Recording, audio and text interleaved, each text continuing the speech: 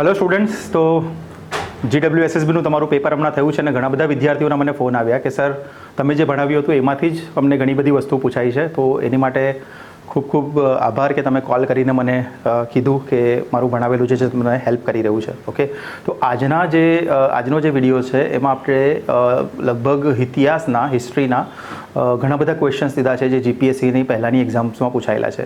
Civil નથી, આપણે આ વખતે ટ્રાય કર્યું છે કે ઘણી બધી બીજી પણ જે એક્ઝામ આવે છે એમાંથી પણ આપણે લીધા છે ક્વેશ્ચન, કેમ કે ઘણા ક્વેશ્ચન્સ રિપીટ થાય છે. તો એ જ ક્વેશ્ચન આજે આપણે જોવાના છે. તો ટાઈમ વેસ્ટ કર્યા વગર આપણે આજનો વિડીયો શરૂ કરીએ છીએ. બધા જ હિસ્ટ્રીના ક્વેશ્ચન છે, તો ફોકસ કરજો. આજે આપણે એક નવી વસ્તુ કરી છે કે જ્યાં એક્સપ્લેનેશનની જરૂર પડે છે ત્યાંથી મેં GCRT અને ગુજરાત ગવર્મેન્ટનું જે પણ ઇન્ફોર્મેટિવ મટીરિયલ અવેલેબલ છે, સરકારી મટીરિયલ જ છે બધું, કોઈ પ્રાઇવેટ મટીરિયલનો યુઝ નથી કરેલો, તો એ મટીરિયલ આપણે આજે યુઝ કર્યું છે. તો થોડીક આપણે ફેક્ટ્સ પણ આજે ભણવાના છે આ વિડીયોમાં. ઓકે, તો પહેલો ક્વેશ્ચન આવી રહ્યો છે.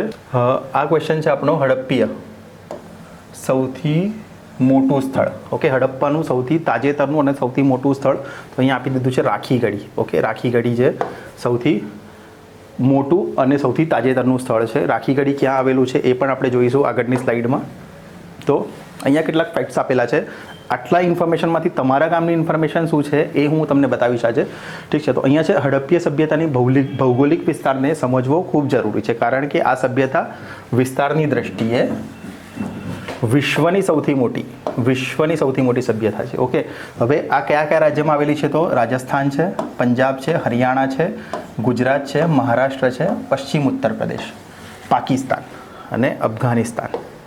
ઓકે, તો આપણા ત્યાંથી શું છે, ગુજરાતમાં તો છે જ, પણ ગુજરાતની સાથે સાથે રાજસ્થાન છે, મહારાષ્ટ્ર છે. તો ગુજરાતના આજુબાજુના રાજ્યો રાજસ્થાન અને મહારાષ્ટ્ર, ઉત્તર પ્રદેશ, પંજાબ અને હરિયાણા અને પાકિસ્તાનમાં પણ આવેલું છે, અને કેટલુંક અફઘાનિસ્તાનમાં પણ છે, અને કેટલાક ભાગો અને જમ્મુ કાશ્મીરના કેટલાક પ્રદેશોનો સમાવેશ થાય છે. ઓકે, તો જમ્મુ કાશ્મીરમાં પણ છે. તો જમ્મુ કાશ્મીરમાં કઈ જગ્યા પર છે? જમ્મુ કાશ્મીરમાં માંડા. ઓકે, જમ્મુ કાશ્મીરમાં માંડા નામની એક જગ્યા છે, ત્યાં પણ હડપ્પીય સભ્યતાના જે અવશેષો મળી આવેલા છે. હવે પશ્ચિમી પંજાબના એટલે કે હાલના પાકિસ્તાનમાં હડપ્પા આવેલું છે, સિંધમાં મોહેન્જો-દડો અને ચાન્હુ-દડો. તો હડપ્પીય સભ્યતાના જે જગ્યાઓ આવેલી છે એટલે કે હડપ્પા, મોહેન્જો-દડો અને ચાન્હુ-દડો એ ક્યાં છે? પાકિસ્તાનમાં આવેલી છે. અને ગુજરાતમાં કઈ જગ્યા પર છે? તો ગુજરાતમાં લોથલ, રંગપુર, ધોળાવીરા અને ભાગા તળાવ કરીને એક જગ્યા આવેલી છે, સુરતમાં છે. ઓકે, નેક્સ્ટ રાજસ્થાનમાં શું છે? તો રાજસ્થાનમાં કાલીબંગન અને હરિયાણામાં બાનાવલી અને રાખીગઢી. જે આ ક્વેશ્ચન હતો, રાખીગઢી કયું સૌથી મોટું અને સૌથી વહેલા શોધાયેલું એટલે સૌથી અત્યારનું પ્રાચીન, અને ઉત્તર પ્રદેશમાં જે છે આલમગીરપુર, અને પશ્ચિમમાં છે એક મકરાણા તટ પર આવેલું સુખદાર જેન્ડોર. આ તમને પૂછે તો ક્યાં આવેલું છે? મકરાણા તટ પર આવેલું છે. ઓકે, સમાવેશ થાય છે. આ બધા સ્થળો ભારતના ઉત્તરી પશ્ચિમી ભાગમાં ફેલાયેલા છે. ઉત્તર એટલે ઉપર અને પશ્ચિમ એટલે ગુજરાતનો સાઈડ. ઓકે, આપણે નકશો જોઈએ ભારતનો, તો ક્યાં છે? આપણે ગુજરાત પશ્ચિમી સાઈડ પર અને ઉત્તરની સાઈડ પર, એટલે ગુજરાત, મહારાષ્ટ્ર, રાજસ્થાન, ઉત્તર પ્રદેશ, જમ્મુ કાશ્મીર, આ બધી જગ્યા ઉપર, પંજાબ અને હરિયાણા, અહીંયા હડપ્પીય સભ્યતાના સ્થળો આવેલા છે. પ્રારંભિક પાલી ગ્રંથોના ઉલ્લેખ અવંતીની રાજધાની તરીકે ઉજ્જૈન. અવંતી જે હતું એની રાજધાની, 16 મહાજનપદો હતા એમાં અવંતી જે હતું એની રાજધાની કઈ હતી? ઉજ્જૈન હતી. આમાં બહુ ડિટેલ નથી. નેક્સ્ટ પર જઈએ છે. શ્યામા પ્રસાદ મુખર્જી એ ખાલી જગ્યાના અગત્યના નેતા હતા. તો આમાંથી ઉપર પૈકી કોઈ પણ નહીં, પણ આપણે અહીંયા આન્સરમાં શું આવી શકે છે? તો ભારતીય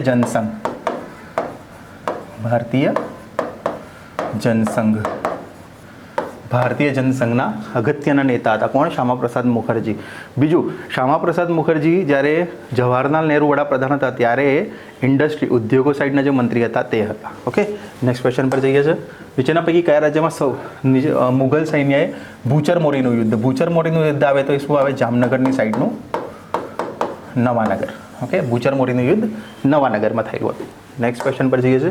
નીચેના પૈકી ગાયકવાડી રાજવીએ અંગ્રેજોને બોમ્બે, બરોડા અને ઇન્ડસ્ટ્રીયલ રેલવે માટેની જમીનની ફાળવણી કરી આપી હતી. તો કોણ હતું એ? ગણપતરાવ ગાયકવાડ.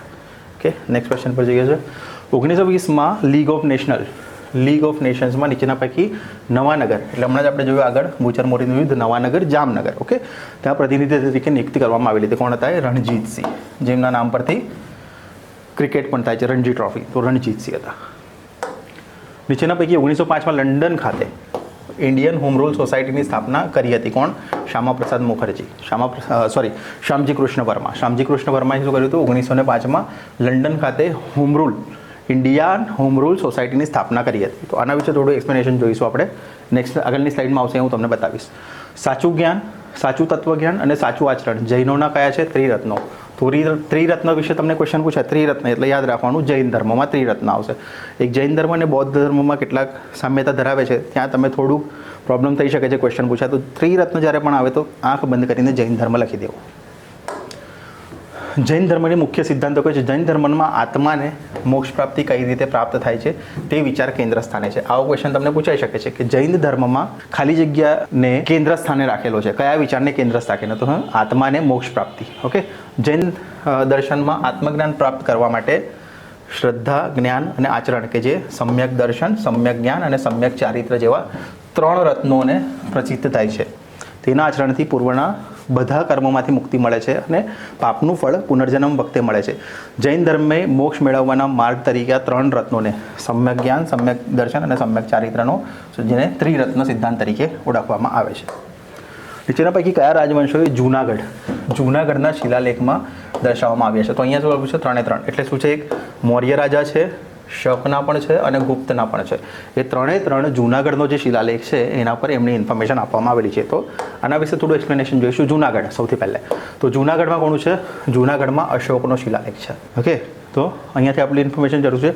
પણ અહીંયા કેટલીક ઇન્ફોર્મેશન જે છે તમને કદાચ પૂછવામાં આવી શકે છે. શું પૂછવામાં આવી શકે છે? કે મહાશિવરાત્રિએ ગિરનારની તળેટીમાં કયો મેળો ભરાય છે? તો કયો? ભવનાથનો મેળો ભરાય છે. બરાબર. ક્વેશ્ચનની જ્યાં ઇન્ફોર્મેશન મને લાગશે કે અહીંયાથી કંઈ ક્વેશ્ચન નીકળી શકે છે, તો હું તમને શ્યોર કહીશ. તો અહીંયાથી એક ક્વેશ્ચન નીકળી શકે છે કે મહાશિવરાત્રિ હમણાં આવવાની છે, મહાશિવરાત્રિ એ દિવસે ગિરનારની તળેટીમાં કયો મેળો ભરાય છે? તો ભવનાથનો મેળો આવશે. ઓકે, તો જૂનાગઢમાં અશોકનો શિલાલેખ આવેલો છે. નેક્સ્ટ ઇન્ફોર્મેશનમાં શું હોઈ શકે છે? તો અડીકડીની વાવ છે. આ બધી જ વસ્તુઓ જે છે એ ક્યાં આવેલી છે? જૂનાગઢમાં આવેલી છે. ઓકે, નેક્સ્ટ સ્લાઇડ પર જઈએ છે. પછી હમણાં થયું અશોકનો શિલાલેખ જે જૂનાગઢમાં છે. હવે કોણ છે? સ્કંદગુપ્ત. ગુપ્ત રાજા હતો જે સ્કંદગુપ્ત, એ કોણ હતો? કુમારગુપ્તનો પુત્ર. કુમારગુપ્ત ગુપ્ત સામ્રાજ્યનો ઉત્તરાધિકારી એટલે અને છેલ્લો શક્તિશાળી રાજા. આવું પણ પૂછી શકે કે ગુપ્ત સામ્રાજ્યનો છેલ્લો સૌથી શક્તિશાળી રાજા એ કોણ છે? તો સ્કંદગુપ્ત હતો. તેના સમયમાં ભારતમાં વાયવ્ય સર્વદે હુણોનો ભય ઊભો થયો હતો. જો કે સ્કંદગુપ્તે હુણોને હરાવ્યા. જૂનાગઢમાંથી તેનો શૈલ્યલેખ મળી આવેલો છે. એટલે કે પિતામને વારસામાં આપેલા સામ્રાજ્ય તેણે અંકબંધ રાખ્યું હતું. એટલું જ નહીં, જૂનાગઢના શિલાલેખ તે સાબિતી થાય છે કે તે પ્રજાપાલક રાજવી હતો. તો અહીંયાથી 2 ઇન્ફોર્મેશન નીકળે છે. એક તો જૂનાગઢનો જે શિલાલેખ હતો એમાં અશોક, સ્કંદગુપ્ત અને એક શક રાજા હતો. આના પછીની સ્લાઇડમાં શક રાજા વિશે ઇન્ફોર્મેશન આવે છે, એ આપણે જોઈશું. પણ અહીંયાથી શું પૂછી શકે છે? તો ગુપ્ત સામ્રાજ્યનો છેલ્લો શક્તિશાળી રાજા આવું પૂછે તો સ્કંદગુપ્ત આવશે. અને બીજું શું પૂછી શકે છે? કે હુણોને કોને હરાવ્યા હતા? ગુપ્ત રાજામાંથી હુણોને કોણે હરાવ્યા હતા? તો હુણોને કોણે હરાવ્યા હતા? એ સ્કંદગુપ્ત રાજા હતો જેણે હુણોને હરાવેલા હતા. અને આ જે શક રાજા.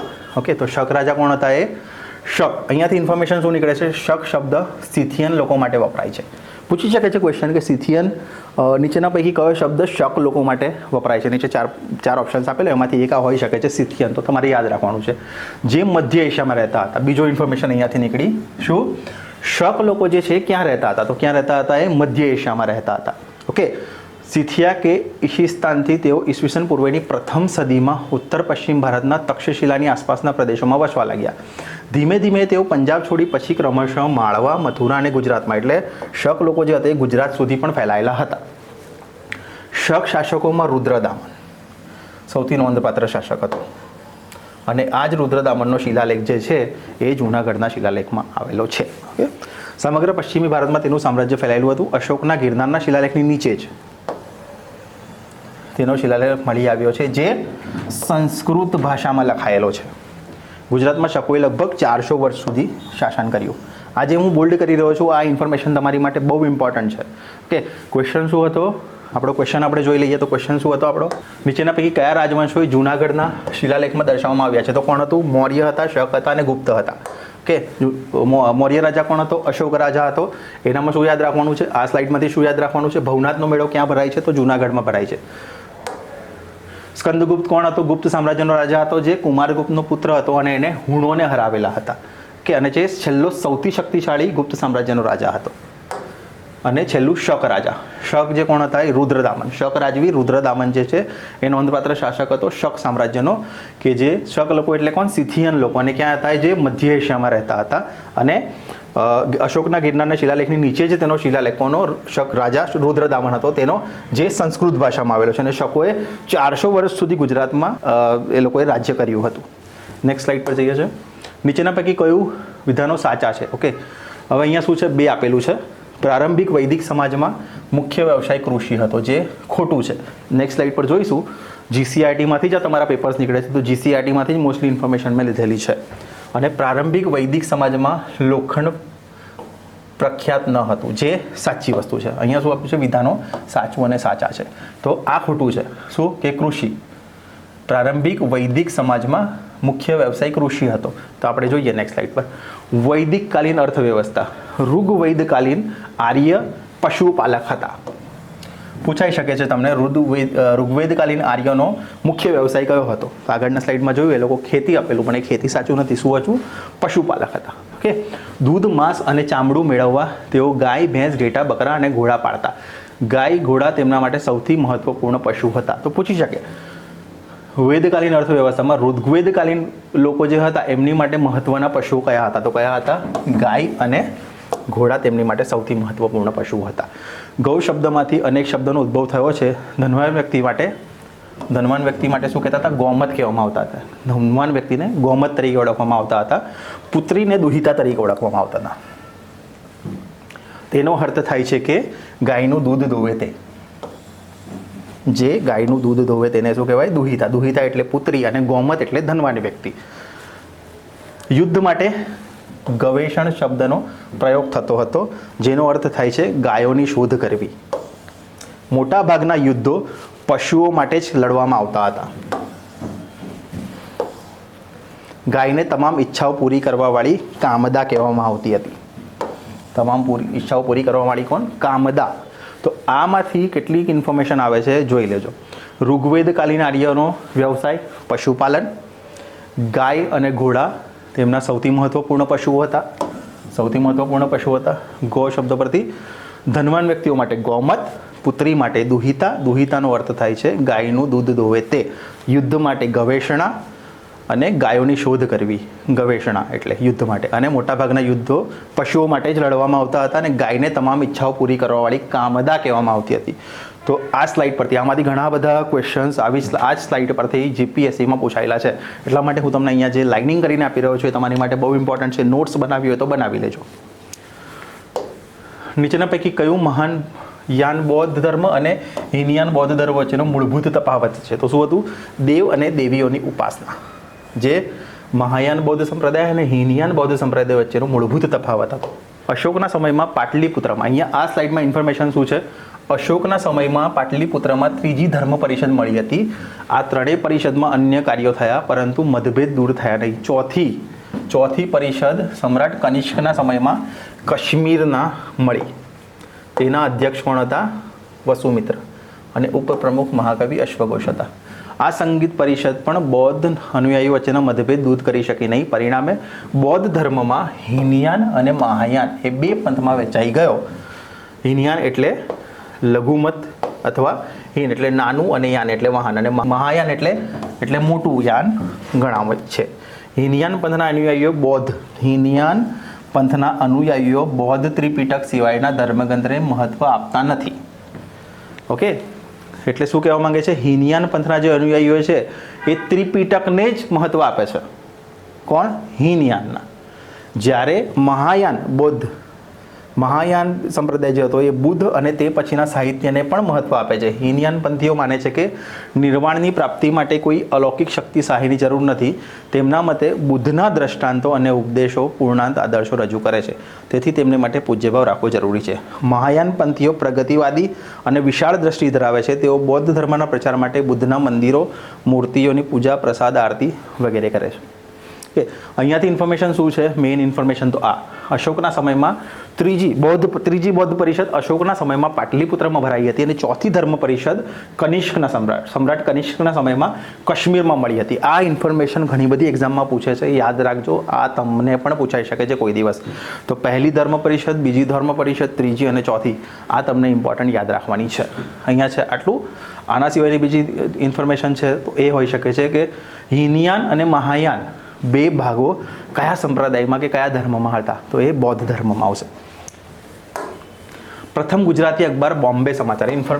એકદમ ઇઝી ક્વેશ્ચન છે. 1822માં બોમ્બે સમાચાર. આ તમને યાદ રાખવું પડશે થોડુંક. બોમ્બે સમાચાર 1822માં શરૂ કરવામાં આવેલું હતું. સ્વતંત્ર ભારતમાં સૌપ્રથમ મહિલા ગવર્નર કોણ હતા? તો કોણ? સરોજિની નાયડુ. સરોજિની નાયડુ જે છે સૌ પ્રથમ મહિલા ગવર્નર હતા સ્વતંત્ર ભારતના. ગૌતમ બુદ્ધના પ્રવચનો દરમિયાન કઈ ભાષાનો ઉપયોગ થયો હતો? તો કઈ? પાલી ભાષા. અને લિપિ કઈ હતી એવું પૂછે તો બ્રાહ્મી લિપિ. બ્રાહ્મી લિપિ અને પાલી ભાષા. કોણ? ગૌતમ બુદ્ધના પ્રવચનો. સંસ્કૃતમાં આપણે જોયું હતું એક હમણાં જ શક રાજવી જે હતો રુદ્રદામાનો શિલાલેખ જે હતો, રુદ્રદામાનો શિલાલેખ કઈ ભાષામાં હતો? સંસ્કૃત ભાષામાં હતો. ને એ ક્યાં હતો? જૂનાગઢ. કે ક્યાં? જ્યાં મૌર્ય, ગુપ્ત અને શક રાજવીઓના શિલાલેખો મળી આવેલા હતા ત્યાંથી જ. તો ગૌતમ બુદ્ધના પ્રવચનો જે છે એની ભાષા કઈ હતી? તો પાલી ભાષા. અને લિપિ કે તો બ્રાહ્મી લિપિ. બૌદ્ધના પ્રચાર. બૌદ્ધ ધર્મની શરૂઆતથી દાર્શનિક વાદ વિવાદ પર હતો. તેમાં ધર્મના ગૂઢ રહસ્યની વાત કે ભારે તત્વજ્ઞાનની સમજ ન હતી. આ ધર્મ સાદો અને સરળ હતો. તેમાં કોઈ ખર્ચાળ ક્રિયાકાંડ ન હતા. તેનો ઉપદેશ પણ સાદી, સરળ અને કરુણારમ્ય વ્યક્તિ. પાલી ભાષા જોઈ લો. ઓકે, તેનો ઉપદેશ પણ સાદી, સરળ અને પાલી ભાષામાં હતો.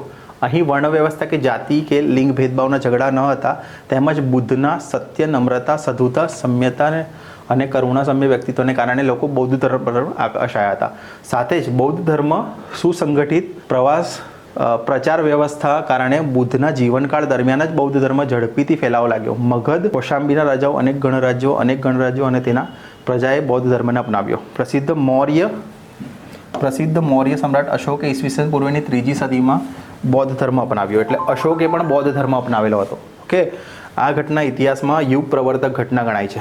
આ પૂછાઈ શકે ઇતિહાસમાં યુગ પ્રવર્તક ઘટના કઈ? તો યુગ પ્રવર્તક ઘટના કઈ કે જ્યારે રાજા અશોકે બૌદ્ધ ધર્મ અપનાવ્યો એ યુગ પ્રવર્તક ઘટના તરીકે ગણાય છે. અશોકે આ ધર્મને મધ્ય એશિયા, પશ્ચિમ એશિયા અને શ્રીલંકામાં પણ ફેલાવેલો હતો. ક્વેશ્ચન પૂછાઈ શકે કે શ્રીલંકામાં બૌદ્ધ ધર્મનો પ્રચાર કયા રાજવી કરાવેલો હતો? તો એ કોણ હતા? સમ્રાટ અશોક. પરિણામે બૌદ્ધ ધર્મ વિશ્વ ધર્મ બન્યો. બૌદ્ધ ધર્મના રાજ્યાશ્રય આપી બર્મા, તિબેટ, ચીન, જાપાન, સિયામ, મલાયા વગેરે દેશોમાં બૌદ્ધ સાધુઓ બૌદ્ધ ધર્મના સિદ્ધાંત અને નિયમોને પ્રચાર કર્યા છે. કે સંઘના સાધુઓ ગુફા કે વિહારમાં રહીને જ્ઞાન ઉપાસના કરતા. મગધમાં તો બૌદ્ધ સાધુ સંતના એટલા બધા વિહારો સ્થાપાયા કે આ પ્રદેશનું નામ જ વિહાર અપભ્રંશ બિહાર પડી ગયું. ઓકે, આમ બૌદ્ધ ધર્મની સાદગી, સરળતા અને બૌદ્ધ સંતના સાધુઓ બૌદ્ધ ધર્મને પ્રાંતીય ધર્મમાંથી વિશ્વ ધર્મ તરફ બનાવવાનું મોટું યોગદાન આપે છે. ઓકે, તો આમાંથી શું ઇન્ફોર્મેશન મોટી છે આપણી માટે? ઇન્ફોર્મેશન કે બૌદ્ધ ધર્મનો જે પ્રચાર હતો એ કઈ ભાષામાં હતો? પાલી ભાષામાં. અને એની લિપિ હતી જે બ્રાહ્મી લિપિ હતી. ઓકે, અને સમ્રાટ અશોકે ઈસવીસન પૂર્વેની 3જી સદીમાં બૌદ્ધ ધર્મ અપનાવ્યો હતો. આ ઘટનાને યુગ પ્રવર્તક ઘટના ગણાય છે. આ ક્વેશ્ચન પૂછાઈ શકે છે, નથી પૂછાયો હજુ સુધી, પણ 100% પૂછાઈ શકે છે. અને આ જો પૂછાઈ શકે અને આ જો પૂછાયો તો ઘણા બધા લોકોનો રોંગ પડી શકે છે. એટલે યુગ પ્રવર્તક ઘટના આવે એટલે કયો? સમ્રાટ અશોકે જે બૌદ્ધ ધર્મ અપનાવ્યો હતો એ. અને શ્રીલંકામાં ફેલાયેલો હતો. શ્રીલંકામાં બૌદ્ધ ધર્મ ફેલાવ્યો કોણ હતો? તો એ હતા અશોક. ઓકે, નેક્સ્ટ બૌદ્ધ ધર્મ. હવે બૌદ્ધ ધર્મ વિશેની વાત થઈ છે તો એને આપણે ડિટેલમાં ભણી લઈએ. ઓકે, તો જો અહીંયાથી શું પૂછાઈ શકે? ગૌતમ બુદ્ધનું જીવન. એટલે ગૌતમ બુદ્ધનો જન્મ ઈસવીસન પૂર્વે 566માં નેપાળના કપિલવસ્તુ નગર પાસે લુંબિનીમાં થયો હતો. ઓકે, બીજું તેમનું જન્મનું નામ શું હતું? જન્મનું નામ સિદ્ધાર્થ અને ગોત્ર નામ ગૌતમ હતું. તેમના પિતા શુદ્ધોધન શાક્ય નામની ક્ષત્રિય જાતિના વડા, માતા માયાદેવી. તેમનું બાળપણ ખૂબ જ યુવાનીમાં સમૃદ્ધ 16 વર્ષની વયે તેમના લગ્ન યશોધરા નામની રાજકુમારી સાથે થયા અને તેમને પુત્રનું નામ રાહુલ હતું. જ્યારે તેમણે એક રોગી, એક વૃદ્ધ માણસ અને એક સાધુને જોયા ત્યારથી દુઃખ, જરા વૃદ્ધાવસ્થા અને મૃત્યુ માટે બંધનરૂપ લાગ્યા. આમાંથી સાધુ જીવન મુક્ત અપનાવી તેમનું અનુભવ ત્યારથી તેને મુક્તિ આપવામાં આવી, તેમણે સંસારનો ત્યાગ કર્યો. ઇતિહાસમાં આ બનાવ મહાભિનિષ્ક્રમણ તરીકે ઓળખવામાં આવે છે. તો મહાભિનિષ્ક્રમણ વિશે તો શું આવે? મહાભિનિષ્ક્રમણ જ્યારે પણ આવે ત્યારે શું આવશે? મહાભિનિષ્ક્રમણ એટલે જ્યારે ગૌતમ બુદ્ધે પોતાનું ઘર છોડ્યું તે ઘટનાને મહાભિનિષ્ક્રમણ તરીકે ઓળખવામાં આવે છે. અને એમનો જન્મ ક્યારે થયો હતો? ઈસવીસન પૂર્વે 566માં નેપાળના કપિલવસ્તુ નગરના લુંબિનીમાં થયો હતો. તેમનું નામ હતું સિદ્ધાર્થ, તેમના પિતાનું નામ હતું શુદ્ધોધન, તેમની માતાનું નામ હતું માયાદેવી, તેમની પત્નીનું નામ હતું યશોધરા અને તેમના પુત્રનું નામ હતું રાહુલ. તો આટલી ઇન્ફોર્મેશન ગૌતમ બુદ્ધની આ સ્લાઇડ પર જરૂરી છે. નેક્સ્ટ સ્લાઇડ પર ગૌતમ બુદ્ધે આશરે 6 વર્ષ સુધી ગુરુઓ, યતિઓ અને તપસ્વીઓના આદર પ્રમાણે કઠોર તપ કર્યું, છતાં તેમને માનવજાતિ મુક્તિ માટેનો સાચો સંદેશ મળ્યો નહીં. ત્યારે બોધ ગયા, પીપળી વૃક્ષ નીચે આસમાન લગાવીને બેસી ગયા. તે પ્રતિજ્ઞા કરી કે ભલે મારો દેહ નાશ પામે કે ન રહે, પણ હું આસન પરથી ઉઠીશ નહીં. અને છેવટે વૈશાખી પૂર્ણિમાના બુદ્ધ વૃક્ષની છાયામાં તેમને પ્રકાશ પ્રાપ્ત થયો. ત્યાંથી તેઓ બુદ્ધ બની ગયા અને ગોત્ર નામ બૌદ્ધ ગૌતમ હોવાથી તે ગૌતમ બુદ્ધ કહેવાય. બૌદ્ધ સાહિત્યમાં તેમને તથાગત અને શાસ્તા શબ્દોથી પણ સંબોધિત કરવામાં આવે છે. બૌદ્ધ ધર્મનો પ્રચાર અને પ્રસાર કરતા 80 વર્ષની ઉંમરે ઈસવીસન પૂર્વે 466માં મલ્લગણ રાજ્યના પાટનગર કુશીનારામાં તેઓ નિર્વાણ પામ્યા. તો જન્મ થયો તો ઈસવીસન પૂર્વે 566માં નેપાળના કપિલવસ્તુ નગરના લુંબિનીમાં એમનો જન્મ થયો હતો. અને જ્યારે એમનું મૃત્યુ થયું ઈસવીસન પૂર્વે 486માં એ મલ્લગણ રાજ્યના પાટનગર કુશીનારામાં એમનું મૃત્યુ થયું હતું. અને 6 વર્ષ સુધી એમણે તપસ્યા કરી હતી.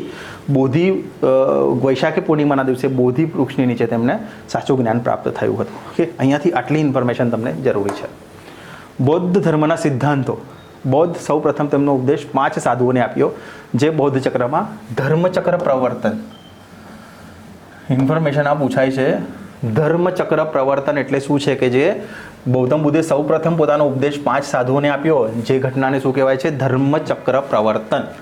ઓકે, ધર્મચક્ર પ્રવર્તન એટલે 5 સાધુઓને ગૌતમ બુદ્ધે જે પ્રથમ ઉપદેશ આપ્યો તેને ધર્મચક્ર પ્રવર્તન તરીકે ઓળખાય છે. ઓકે, નેક્સ્ટ જોઈએ. અષ્ટાંગિક માર્ગ વિશે પૂછાય છે તમને. અષ્ટાંગિક માર્ગ એટલે અષ્ટાંગિક માર્ગનો જે સિદ્ધાંત છે કયા ધર્મમાં આવેલો છે? અષ્ટાંગિક માર્ગ આવે એટલે બૌદ્ધ ધર્મ, ત્રિરત્ન આવે ત્યારે જૈન ધર્મ. ઓકે, અહીંયા બીજી કોઈ ઇન્ફોર્મેશન પૂછાવા જેવી નથી લાગતી, એટલે નેક્સ્ટ સ્લાઇડ પર આપણે જોઈશું. અહીંયાથી ઇન્ફોર્મેશન શું છે? 5 સાધુઓને જે પ્રથમ ઉપદેશ આપ્યો એને ક્યાં? ધર્મચક્ર પ્રવર્તન તરીકે. અને મહાભિનિષ્ક્રમણ આવે ત્યારે શું? જ્યારે તેમણે એમનું ઘર છોડ્યું હતું, તે મહાભિનિષ્ક્રમણ. અને એક ઇન્ફોર્મેશન આગળ આપણે જોઈ, કઈ? યુગ પ્રવર્તક ઘટના. યુગ પ્રવર્તક ઘટના એટલે કઈ? સમ્રાટ અશોકે જ્યારે બૌદ્ધ ધર્મ અપનાવ્યો હતો ઈસવીસન પૂર્વની 3જી સદીમાં, એને યુગ પ્રવર્તક ઘટના કહેવાય છે. અને ગૌતમ બુદ્ધે જે એમનું ઘર છોડેલું એને મહાભિનિષ્ક્રમણ તરીકે, અને નેક્સ્ટ જે છે તેમનો જે પ્રથમ ઉપદેશ આપ્યો એ ધર્મચક્ર પ્રવર્તન. ઓકે, નીચેના પૈકી કયા 2 મુગલ શાસકોએ પોતાની યાદો લખી હતી? મુગલ બાદશાહોએ પોતાની યાદો લખી હતી. કયા 2 મુગલ? તો કોણ હતા? બાબર અને જહાંગીર. ઓકે, નેક્સ્ટ સ્લાઇડ પર જોઈએ. મુગલ શાસક કોણ હતા? બાબર. તો આમાં એક ઇન્ફોર્મેશન એ પણ આપી દઉં કે આ તમને આનો ક્રમ પૂછે છે. તો સાચો ક્રમ શું આવે છે? બાબર હતો, પછી બાબરનો પુત્ર હુમાયુન, હુમાયુનનો પુત્ર અકબર, અકબરનો પુત્ર જહાંગીર, જહાંગીરનો પુત્ર શાહજહાં, અને પછી ઔરંગઝેબ. ઓકે, ઔરંગઝેબનો સમાવેશ થાય છે. તો બાબરનો સમયગાળો કયો હતો? 1526 થી 1530નો સમયગાળો જે હતો, જે બાબરનો આપણે મેઇન ભણીએ છીએ. ઓકે, તો બાબર કુશાગ્ર બુદ્ધિશક્તિવાળો યોદ્ધા હતો, જે ફારસી અને અરબી ભાષાનો જાણકાર હતો. અહીંયાથી આ ઇન્ફોર્મેશન પૂછી શકે કે બાબરને કઈ કઈ ભાષાઓ આવડતી હતી? તો એને ફારસી પણ આવડતી હતી અને અરબી ભાષાનો પણ જાણકાર હતો. પ્રકૃતિ પ્રેમી અને લેખક પણ હતો. આ પણ પૂછી શકે છે.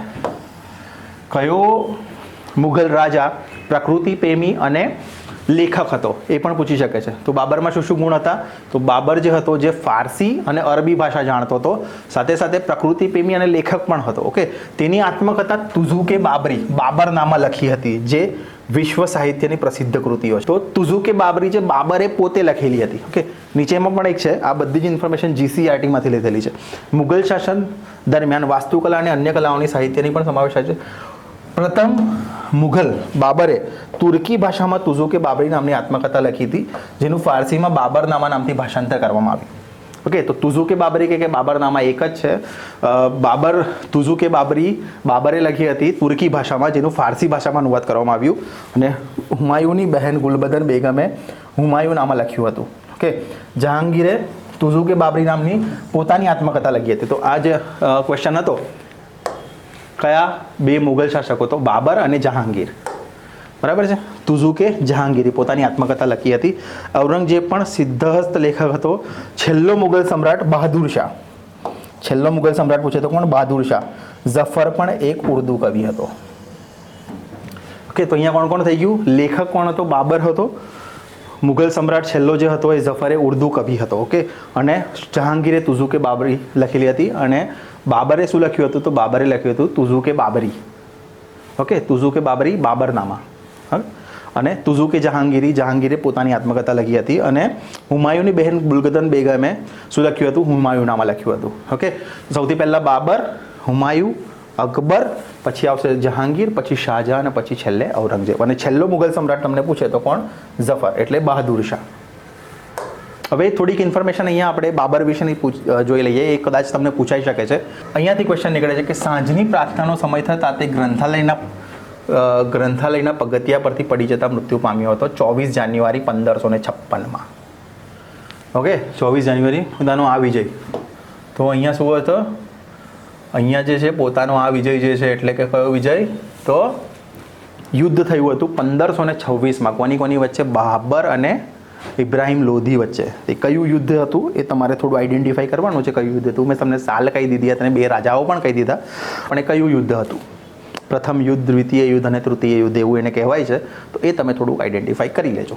ઓકે, હુમાયુએ પોતાના શાસનકાળ દરમિયાન અનેક સંઘર્ષો કરી દિલ્હી પર પોતાની સત્તા ટકાવી રાખી. તે એક આનંદી, ઉદાર શૂરવીર હતો. તેની બહેન ગુલબદન બેગમે હુમાયુનામા.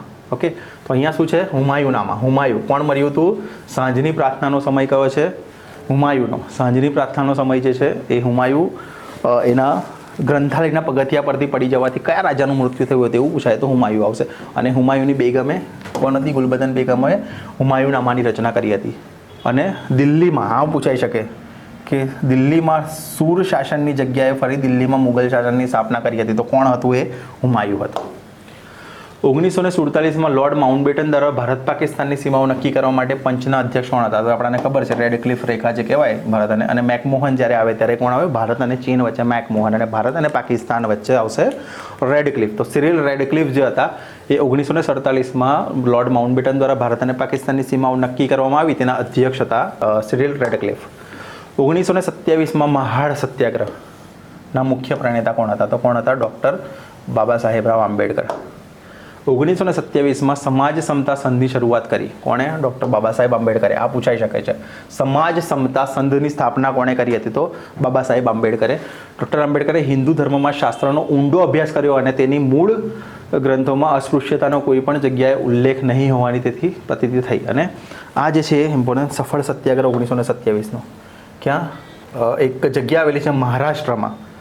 મહારાષ્ટ્રમાં એક જગ્યા આવેલી છે કે જ્યાં જેને મહાડ કહેવાય છે. મહાડમાં એક ઇન્સિડન્ટ થયો હતો કે ત્યાંના તળાવોમાંથી લોકોને પાણી પીવા દેવામાં નહોતું આવતું. ત્યારે મહાડ સત્યાગ્રહ 1927માં કોણે કર્યો હતો? Doctor Bhimrao આંબેડકરે.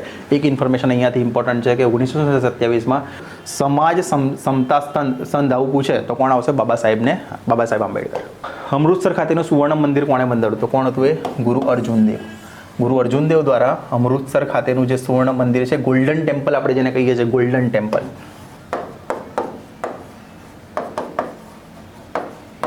Okay, golden temple Amritsar ખાતે જે આવેલું છે કોણે બનાવ્યું હતું? ગુરુ અર્જુન દેવે. યાદ રાખજો, ગુરુ અર્જુન દેવ આવશે. લોર્ડ ડફરિન દ્વારા 1886માં સ્થાપવામાં આવેલા આર્ચીસન કમિશનનો હેતુ શું હતો? આર્ચીસન કમિશનનો હેતુ. હવે આ ક્વેશ્ચન તમે જોશો તો અહીંયા તમે ઇઝીલી એલિમિનેટ કરી શકો. તો શું છે? ભારતીયને ગરીબી દૂર કરવાના ઉપાયો જાણવા માટે. તો આજ હોઈ ન શકે, કેમ કે અંગ્રેજો આવ્યા હતા જ અહીંયા ભારતને લૂંટવા માટે. તો ગરીબી તો એ લોકોને નાબૂદ કરવા માટે હોય જ ન શકે. અહીંયાનો આન્સર ઓલરેડી આપી દીધું છે કે ભારતીય વહીવટી સેવા માટે.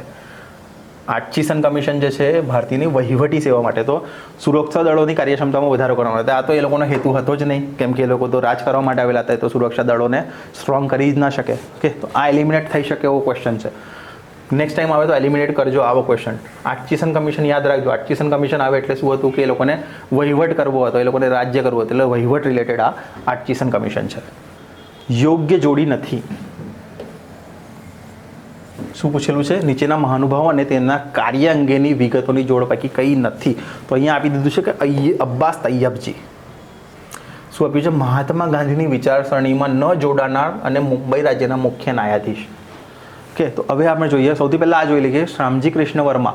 તો ઇંગ્લેન્ડ ખાતે ઇન્ડિયા હાઉસના સ્થાપક, જ્યાં ભારતના ઘણા સ્વતંત્ર સૈનિકો રહેલા હતા. તો આ ઇન્ફોર્મેશન છે. શ્યામજી કૃષ્ણ વર્મા શું છે? ઇંગ્લેન્ડ ખાતેના ઇન્ડિયા હાઉસના સ્થાપક. તો ક્વેશ્ચન પૂછાય ઇંગ્લેન્ડ ખાતેના ઇન્ડિયા હાઉસ. આવું પણ પૂછી શકે કે ઇન્ડિયા હાઉસ ક્યાં આવેલું હતું? તો ક્યાં? ઇંગ્લેન્ડમાં. જે કોણે સ્થાપ્યું હતું? તો શ્યામજી કૃષ્ણ વર્માએ સ્થાપેલું હતું.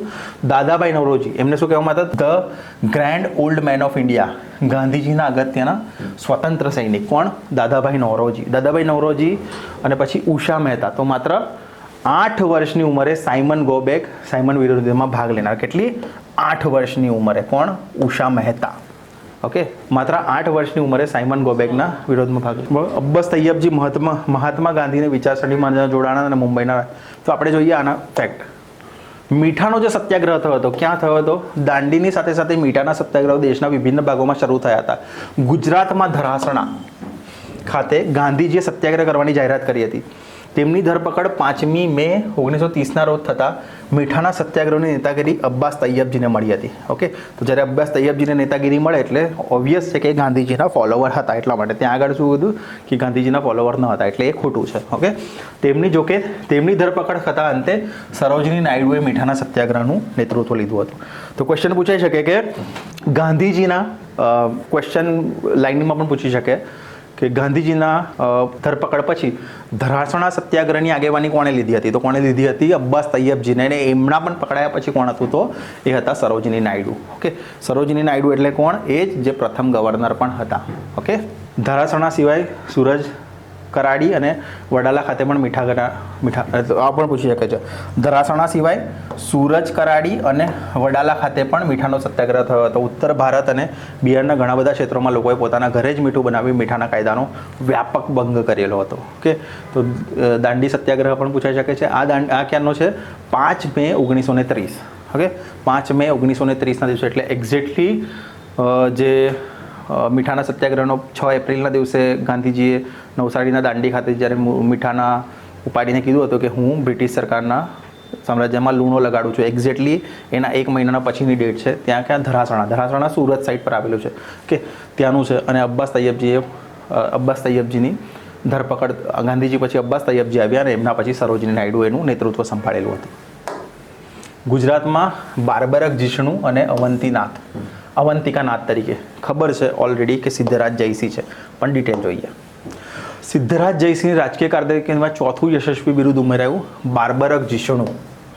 બારબરકને અલૌકિક સિદ્ધિઓ ધરાવતો રાક્ષસ નિરૂપવામાં આવે છે, પરંતુ વસ્તુત્વ એ બારબરક બાબરિયા નામે જનજાતિ જોરાવર સરદાર હોવો જોઈએ. સરસ્વતી તીરે આવેલા શિસ્ત્ર એટલે સિદ્ધપુર. એટલે આવું પૂછે છે કે સિદ્ધપુરનું પ્રાચીન નામ શું હતું? તો એ શું હતું? શ્રીસ્થળ. તીર્થના ઋષિકને રંજાડતો હતો. જયસિંહ દેવને એના પર આક્રમણ કરી. એટલે કોણ? જયસિંહ દેવ એટલે સિદ્ધરાજ જયસિંહ. ઓકે, એના પર આક્રમણ કરીને તેને હરાવી વશ કર્યો. તે બારબરકની પત્નીનું નામ પૂછે શું આવશે? પિંગલા. જયદેવસિંહને કિંમતી રત્નો ભેટ આપીને સેવામાં સ્વીકાર્યું. અજય ગણાતા બારબરક પરના અલૌકિક વિજયનો જયદેવસિંહની યશસ્વી કારકિર્દીમાં ઉમેરો કર્યો. લોકકથા એ બાબરાભૂત હરાવનારના સિદ્ધરાજ તરીકે ખ્યાતિ પામ્યો. સિદ્ધરાજનું આ પરાક્રમ માલવ વિજય પછી એકાદ વર્ષમાં થયું લાગે છે. એટલે શું? બારબરકનું જે હતું, બારબરકનો જીષ્ણુ જે હતું એ બિરુદ ક્યાંથી હતું? એને બાબરાભૂત નામના એક રાક્ષસને હરાવેલો. એટલે બારબરક જીષ્ણુ. અને આગળ બીજું શું હતું? નેક્સ્ટ આ હતું. ઓકે, નેક્સ્ટ શું હતું? તો સિદ્ધરાજ જયસિંહનું બીજું યશસ્વી પરાક્રમ છે માળવા પરનો વિજય. જ્યારે એને માળવા પરનો વિજય મેળ્યો સિદ્ધરાજ જયસિંહે, ત્યારે માળવાના નરવણોએ ગુજરાતમાં ચડાઈ કરી હતી, પણ શાંતુ મંત્રીએ એમને રીઝવીને પાછો વળ્યો. સિદ્ધરાજે પાટણ પર આવી માળવા પર ચડાઈ કરીને ધારાનગરીનો દુર્ગ લાંબા સમયે કબજે કર્યો. નરવર્માનો ઉત્તરાધિકારી યશોવર્માને કેદ કરીને વિજય વારી એ પાટણ પાછો ફર્યો. સિદ્ધરાજનો માલવા વિજય ઈસવીસનને 1135-36માં બન્યો લાગે છે. સિદ્ધરાજ જયસિંહ હવે અવંતિકાનાથ તરીકે ખ્યાતિ પામ્યો. ક્યાંનો? માળવાનો. બારબરક જીષ્ણુનો એક જે હતો એ, અને માળવા પરનો જ્યારે એને વિજય મેળવ્યો ત્યારે અવંતિકાનાથ તરીકે ઓળખાવ્યો. એટલે ક્વેશ્ચન જોઈ લઈએ ફરીથી કે બારબરક જીષ્ણુ એટલે બાબરાભૂતને હરાવ્યો, અને અવંતિકાનાથ એટલે યશોવર્માને હરાવેલો. ક્યાં? માળવા વિજયનો. એ કોણ હતું ત્યાં? માળવા પર ચડાઈ કરીને તેને કોણ હતું? તો હતો નરવર્મા. માળવાનો રાજા નરવર્મા. ઓકે. અને યશોવર્માને કેદ કર્યો હતો. ત્યારે એને શું મળ્યું હતું? એને મળ્યું હતું અવંતિકાનાથનું બિરુદ મળ્યું હતું. ઓકે. નેક્સ્ટ પર જઈએ છે. મહાત્મા ગાંધીએ કોને પોતાના ગુરુ માનતા હતા? તો કોને પોતાના ગુરુ માનતા હતા? પોતાને ગુરુ, રાજકીય ગુરુ હતા. રાજકીય ગુરુ કોણ હતા? ગોપાલકૃષ્ણ ગોખલે. તો ગોપાલકૃષ્ણ ગોખલે મહાદેવ ગોવિંદ રાનડેના શિષ્ય હતા. આ પણ પૂછી શકે કે ઓકે, આ પૂછી શકે છે, 100% પૂછાય. ગોપાલકૃષ્ણ ગોખલેના ગુરુ કોણ હતા? આવી રીતે પૂછી શકે છે કે ગાંધીજીના ગુરુ કોણ હતા? તો ગાંધીજીના રાજકીય ગુરુ હતા એ ગોપાલકૃષ્ણ ગોખલે હતા. પણ ગોપાલકૃષ્ણ ગોખલેના પણ ગુરુ હતા, તેનું નામ હતું કોણ? મહાદેવ ગોવિંદ રાનડે. ઓકે. ગાંધીજીના ગુરુ ગોપાલકૃષ્ણ ગોખલેનો જન્મ કોલ્હાપુરમાં એક મરાઠી બ્રાહ્મણ કુટુંબમાં 1866માં થયો હતો. યાદ રાખજો, 1866માં. અને ગાંધીજીનો જન્મ ક્યારે થયો હતો? 1869માં ગાંધીજીનો જન્મ થયો હતો. ઓકે. ગાંધીજીથી 3 વર્ષ મોટા હતા અને એમના ગુરુ હતા. ગોખલે 18 વર્ષની વયે 1884માં સ્નાતક થયા બાદ રાનડેએ સ્થપાયેલી, ઓકે, અહીંયાથી ઇન્ફોર્મેશન બીજી નીકળી, રાનડેએ સ્થપાયેલી ડેક્કન એજ્યુકેશન સોસાયટીમાં જોડાયા. તો ડેક્કન એજ્યુકેશન સોસાયટીની સ્થાપના કોણે કરી હતી? તો મહાદેવ ગોવિંદ રાનડે દ્વારા. કોની? મહાદેવ ગોવિંદ રાનડે દ્વારા ડેક્કન એજ્યુકેશનની સ્થાપના કરાવેલી હતી. આ સંસ્થામાં ગોખલે પ્રથમ શાળાના શિક્ષક તરીકે અને ત્યારબાદ પૂનાની ફર્ગ્યુસન કોલેજના પ્રાધ્યાપક તથા આચાર્ય તરીકે 20 વર્ષ સેવા આપી હતી. તો પૂનાની ફર્ગ્યુસન કોલેજ પૂછાઈ શકે છે. ફર્ગ્યુસન કોલેજ ક્યાં આવેલી છે? તો પૂનાની ફર્ગ્યુસન કોલેજમાં કોણે પોતાની સેવા આપી હતી? તો ગોપાલકૃષ્ણ ગોખલે. આ દરમિયાન પુરાની સાર્વજનિક સભા તરફથી પ્રસિદ્ધ થતા ત્રિમાસિક સમાયનેસના તંત્રી તરીકે શિક્ષણ, સમાજ તેમજ રાજ્ય સુધારણા વગેરેને લાગતા લાખો. ઓકે. આમાંથી બીજી કોઈ ઇન્ફોર્મેશન તો લાગતી નથી. આટલી ઇન્ફોર્મેશન ઇનફ છે કે ગાંધીજીના જે રાજકીય ગુરુ હતા એ કોણ હતા? ગોપાલકૃષ્ણ ગોખલે. અને ગોપાલકૃષ્ણ ગોખલેના પણ ગુરુ કોણ હતા? તો મહાદેવ ગોવિંદ રાનડે, કે જેમણે ડેક્કન એજ્યુકેશન સોસાયટીની સ્થાપના કરી હતી. કઈ જગ્યા પર? પુણેમાં છે ડેક્કન એજ્યુકેશન સોસાયટી. અને પૂનાની ફર્ગ્યુસન કોલેજમાં કોણે પોતાની સેવાઓ આપી હતી 20 વર્ષ સુધી? તો એ આવશે ગોપાલકૃષ્ણ ગોખલે. ઓકે. નેક્સ્ટ જઈએ છે.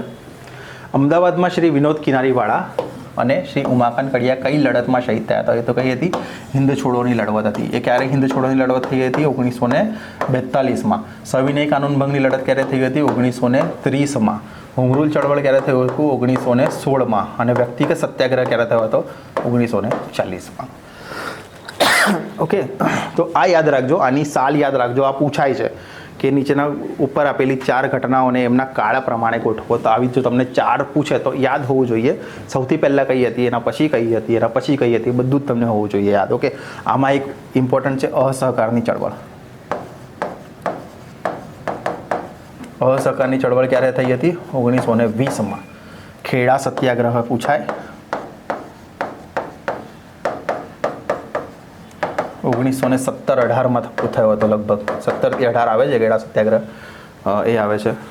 પછી તમને પૂછાઈ શકે છે દાંડીનું પૂછાઈ શકે તો 1930 આવશે. હિન્દ છોડો ચળવળ 1942, હોમ રૂલ ચળવળ 1916, વ્યક્તિગત સત્યાગ્રહ 1940. ઓકે. ઇન્દુલે યાજ્ઞિકે શરૂ કરેલા સામાયિકો પૈકી સમાવેશ થતો નથી. તો ઇન્ડિયન સોશિયોલોજીસ્ટ નથી થતો. તો ઇન્ડિયન સોશિયોલોજીસ્ટ કોને કરેલો હતો એ આપણે જોઈએ નેક્સ્ટ સ્લાઇડમાં. બાકી નવજીવન, યંગ ઇન્ડિયા અને સત્યાગ્રહ એ બંને કોના હતા? ઇન્દુલાલ યાજ્ઞિકના હતા. Indian home rule society Shyamji Krishna Varma. Okay. વિદેશીઓમાં ક્રાંતિકારી પ્રવૃત્તિઓને પ્રથમ શરૂઆત કરનાર કચ્છના મૂળ રહીશ શ્યામજી કૃષ્ણ વર્મા. આવું પૂછી શકે શ્યામજી કૃષ્ણ વર્મા ક્યાંના વતની હતા? તો એ ક્યાંના હતા? કચ્છના હતા. ઠીક છે. તો વિદેશના ક્રાંતિકારી પ્રવૃત્તિઓની પ્રથમ શરૂઆત કરનાર કોણ હતું? આવું પૂછી શકે છે. 100% ક્વેશ્ચન પૂછાય. વિદેશમાં ક્રાંતિકારી પ્રવૃત્તિઓની પ્રથમ શરૂઆત કરનાર કોણ હતા? તો કચ્છના મૂળ કોણ હતા? શ્યામજી કૃષ્ણ વર્મા. તે કેમ્બ્રિજ યુનિવર્સિટીમાંથી સ્નાતક થયા હતા તથા તેમણે બેરિસ્ટરની ઉપાધિ પણ મેળવી હતી. દયાનંદ સરસ્વતી તથા લોકમાન્ય તિલકના વિચારોથી તે ઘણા પ્રભાવિત થયા હતા. 1997માં પૂનાના કમિશનર રંડની હત્યા બાદ થોડા સમયમાં જ તે લંડનમાં સ્થિર થયા. તેમણે ફેબ્રુઆરી 1905માં લંડનમાં ઇન્ડિયન હોમ રૂલ સોસાયટીની સ્થાપના કરી. તો પૂછા ઇન્ડિયન હોમ રૂલ સોસાયટીની સ્થાપના લંડનમાં કોણે હતી કરી? શ્યામજી કૃષ્ણ વર્મા. એ ક્યાંના વતની હતા? તો એ કચ્છના વતની હતા. એમને કઈ યુનિવર્સિટીમાંથી અભ્યાસ કર્યો હતો? તો કેમ્બ્રિજ યુનિવર્સિટીમાંથી અભ્યાસ કર્યો હતો. અને તે વિદેશમાં ક્રાંતિકારી પ્રવૃત્તિઓની શરૂઆત કરનાર પ્રથમ હતા. તેઓ મુખ્ય આશય ભારતને સંસ્થાનિક સ્વરાજ્ય આપવા માટે ઇંગ્લેન્ડમાં રાજકીય પ્રચાર કરવાનો સંસ્થાનું કાર્યાલય ઇન્ડિયા હાઉસ નામે મકાનમાં રાખવામાં આવ્યું હતું. સંસ્થાના વ્યવસ્થિત પ્રચાર માટે શામજી વર્માએ ઇન્ડિયન સોશિયોલોજી શામજી કૃષ્ણ વર્માએ ઇન્ડિયન સોશિયોલોજીસ્ટ ભારતીય સમાજવાદી નામે સામાયિક પણ શરૂ કર્યું હતું. ઓકે, તો પૂછાઈ શકે ઇન્ડિયન સોશિયોલોજીસ્ટની જગ્યા પર તમને પૂછાય ભારતીય સમાજવાદી ન્યૂઝપેપર, એવું પણ પૂછાય. ઇન્ડિયન સોશિયોલોજીસ્ટ પણ પૂછાય, તો કોણ આવશે?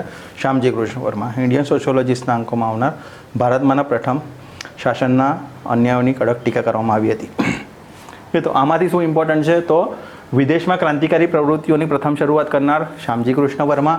તેમનો જન્મ ક્યાં થયો હતો? તો કચ્છમાં થયો હતો. કેમ્બ્રિજ યુનિવર્સિટીમાંથી તેમણે અભ્યાસ કર્યો હતો, પૂનાના.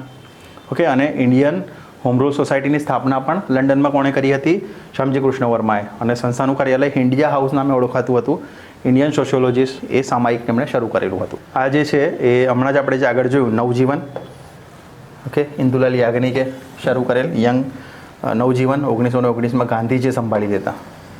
તે હિન્દનું અગ્રગણ્ય અખબાર બન્યું. ગાંધીજીએ તેમના માસિકમાંથી સાપ્તાહિક બનાવ્યું હતું. તો આવું પણ પૂછી શકે કે ઇન્દુલાલ યાજ્ઞિકે શરૂ કરેલું નવજીવન હતું તે કોણે સોંપેલું હતું? તો ગાંધીજીને સોંપેલું હતું. ઓકે, બીજું કોઈ પ્રજામિત્ર અને પારસી શરૂ થયેલું. સાંજ વર્તમાન આ સમય દરમિયાન અગ્રગણ્ય ગુજરાતી અખબાર હતું. રણછોડરાય લોટવાળાએ પ્રજામિત્ર, આ પૂછાઈ શકે. રણછોડરાય લોટવાળાએ પ્રજામિત્ર અને પારસી નામે ગુજરાતી અખબારો તથા અન્ય 2 અંગ્રેજી અખબારો શરૂ કરીને આ સમયના નોંધપત્ર. તો કોણ? પ્રજામિત્ર અને પારસી. ત્યારે કોણ આવશે? પ્રજામિત્ર અને પારસી જે પેપર હતા એ રણછોડરાય લોટવાળાનો હતા. ઓકે, અને નવજીવન કોણે શરૂ કરેલું હતું? નવજીવન ઇન્દુલાલ યાજ્ઞિકે. તો ઇન્દુલાલ યાજ્ઞિકના 2 પેપર્સ છે. કયું હતું? નવજીવન, યંગ ઇન્ડિયા અને સત્ય. એ 3 કોના હતા? તો ઇન્દુલાલ યાજ્ઞિકના હતા. એમણે શરૂ કરીને ગાંધીજીને સોંપેલા હતા, યંગ ઇન્ડિયા અને નવજીવન. ઓકે, અને ઇન્ડિયન સોશિયોલોજીસ્ટ જે હતું એ કોણ હતું? શામજી કૃષ્ણ વર્માનું. કાળાનુક્રમે ગોઠવો, ચડતા ક્રમમાં કાળાનુક્રમે ગોઠવવાનું છે. અહીંયાથી આપણે આના પર થોડું ફોકસ કરીએ ને, 4th પર. તો શું હતું? 4th, સ્વતંત્ર ગુજરાત રાજ્ય અસ્તિત્વ દિન. એટલે કયો આવશે? 1 મે 1960. સૌથી છેલ્લા જ ઘટના બની હશે.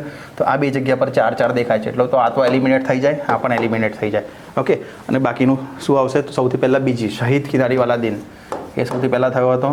પછી થયું હતું લોકસભાની ચૂંટણી સમયે જનતા પરિષદના નેતાની ધરપકડ થઈ હતી, પહેલું.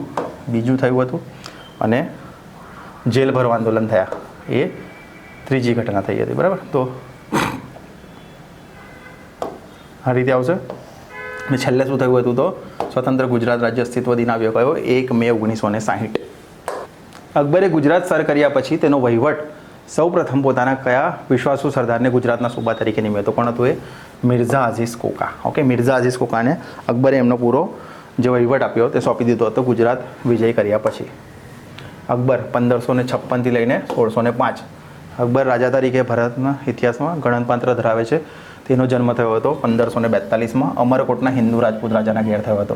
હુમાયુનો છોકરો હતો કોણ? અકબર. સૌથી પહેલાં બાબર આવશે. ઓકે, દિલ્હીનો બાદશાહ બન્યો હતો. હુમાયુના અવસાન બાદ અકબર અને હેમુ વચ્ચે 1556માં પાણીપતનું બીજું યુદ્ધ થયું હતું. પાણીપતના 3 યુદ્ધો થયા હતા. પાણીપતનો કેટલા યુદ્ધો થયા હતા? 3 યુદ્ધો. તો પહેલું આ કયું છે? આ બીજું છે. તો પહેલું કયું હતું? બાબર અને ઇબ્રાહિમ લોધી. એ ક્યારે થયું હતું? 1526માં. પછી આ થયું હતું 1556માં બીજું. અને ત્રીજું ક્યારે થયું હતું? એ થયું હતું લગભગ 1761માં. પાણીપતનું ત્રીજું યુદ્ધ. એ કયું હતું? અહમદ શાહ અબ્દાલી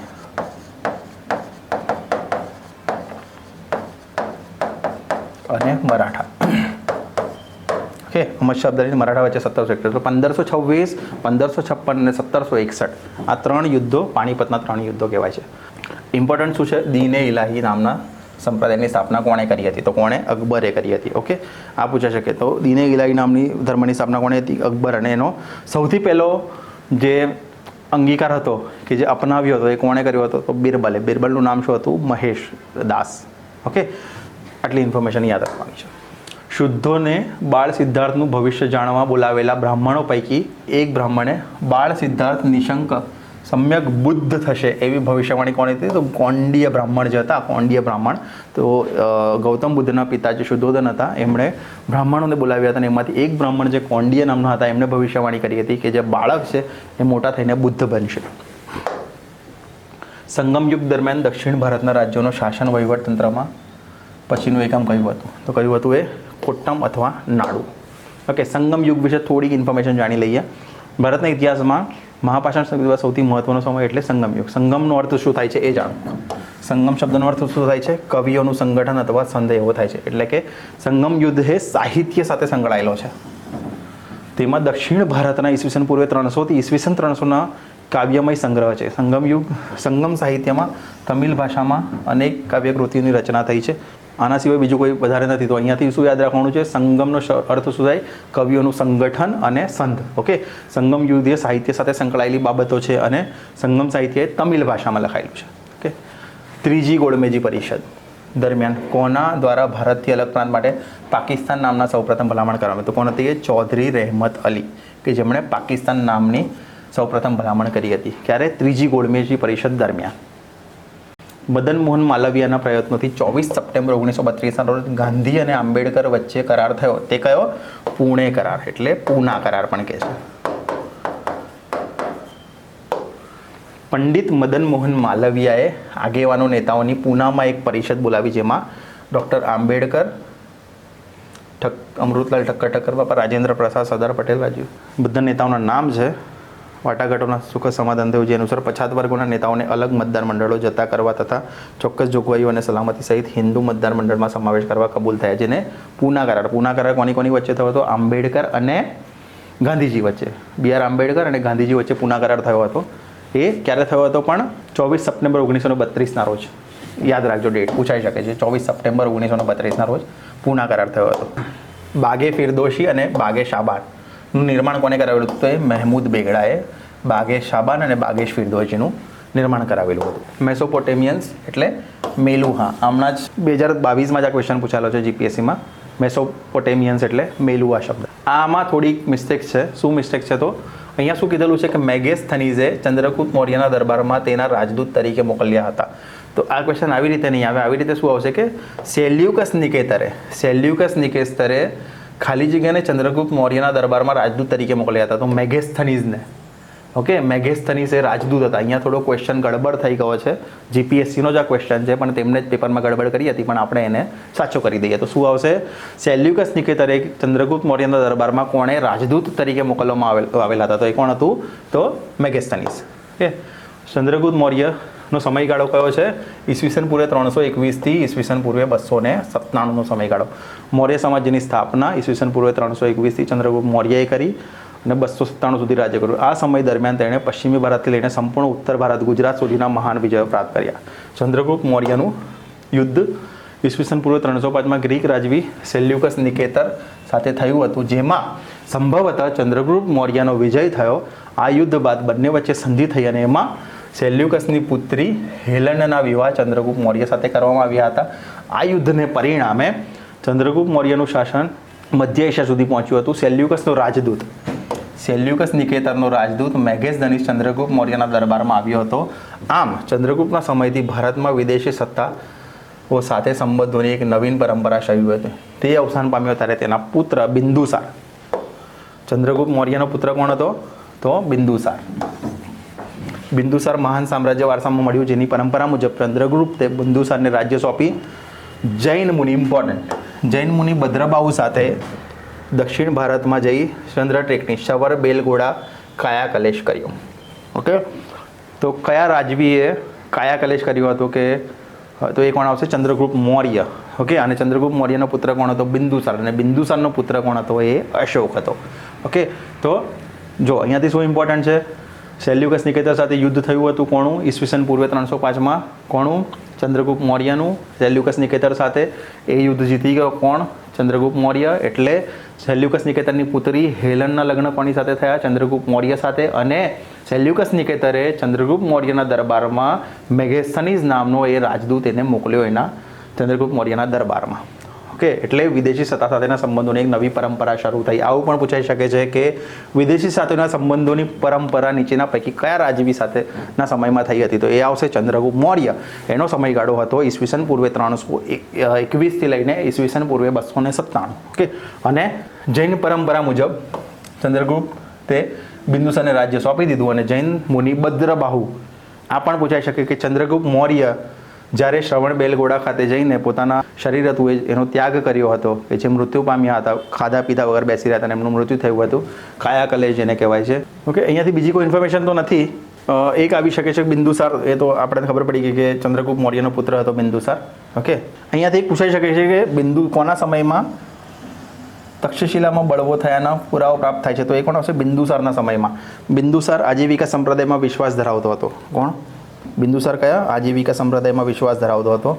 મૌર્ય સામ્રાજ્યની સીમાઓ મધ્ય એશિયાથી દક્ષિણ ભારત સુધી વિસ્તરી ચૂકી હતી. કે તો અહીંયાથી ઇન્ફોર્મેશન શું છે? મેઇન ઇન્ફોર્મેશન જે છે કે ચંદ્રગુપ્ત મૌર્ય જ્યારે સેલ્યુકસ નિકેતર સાથે યુદ્ધ કર્યું તો એ યુદ્ધ જીતી ગયો અને એ યુદ્ધના બદલામાં ચંદ્રગુપ્ત મૌર્ય સાથે એની પુત્રી જેનું નામ હતું હેલન, એનું વિવાહ કરાવ્યો અને મેગેસ્થનીઝ નામનો જે એનો રાજદૂત હતો પોતાનો, એણે ચંદ્રગુપ્ત મૌર્યના દરબારમાં મોકલ્યો હતો. આ ઇન્ફોર્મેશન અહીંયાથી મેઇન છે. અને ચંદ્રગુપ્ત મૌર્યએ બિંદુસારને પોતાનું રાજ્ય સોંપી દીધું, કે જે બિંદુસાર ચંદ્રગુપ્ત મૌર્યનો પુત્ર હતો અને બિંદુસારનો પુત્ર હતો અશોક. ઓકે, તો ચંદ્રગુપ્ત મૌર્યએ ભદ્રબાહુ સાથે શ્રવણબેલગોળા ખાઈને જઈને કાયાકલેશ કર્યો હતો. મૌર્ય વંશની જાણકારીના બે શાસકો કોણ હતા?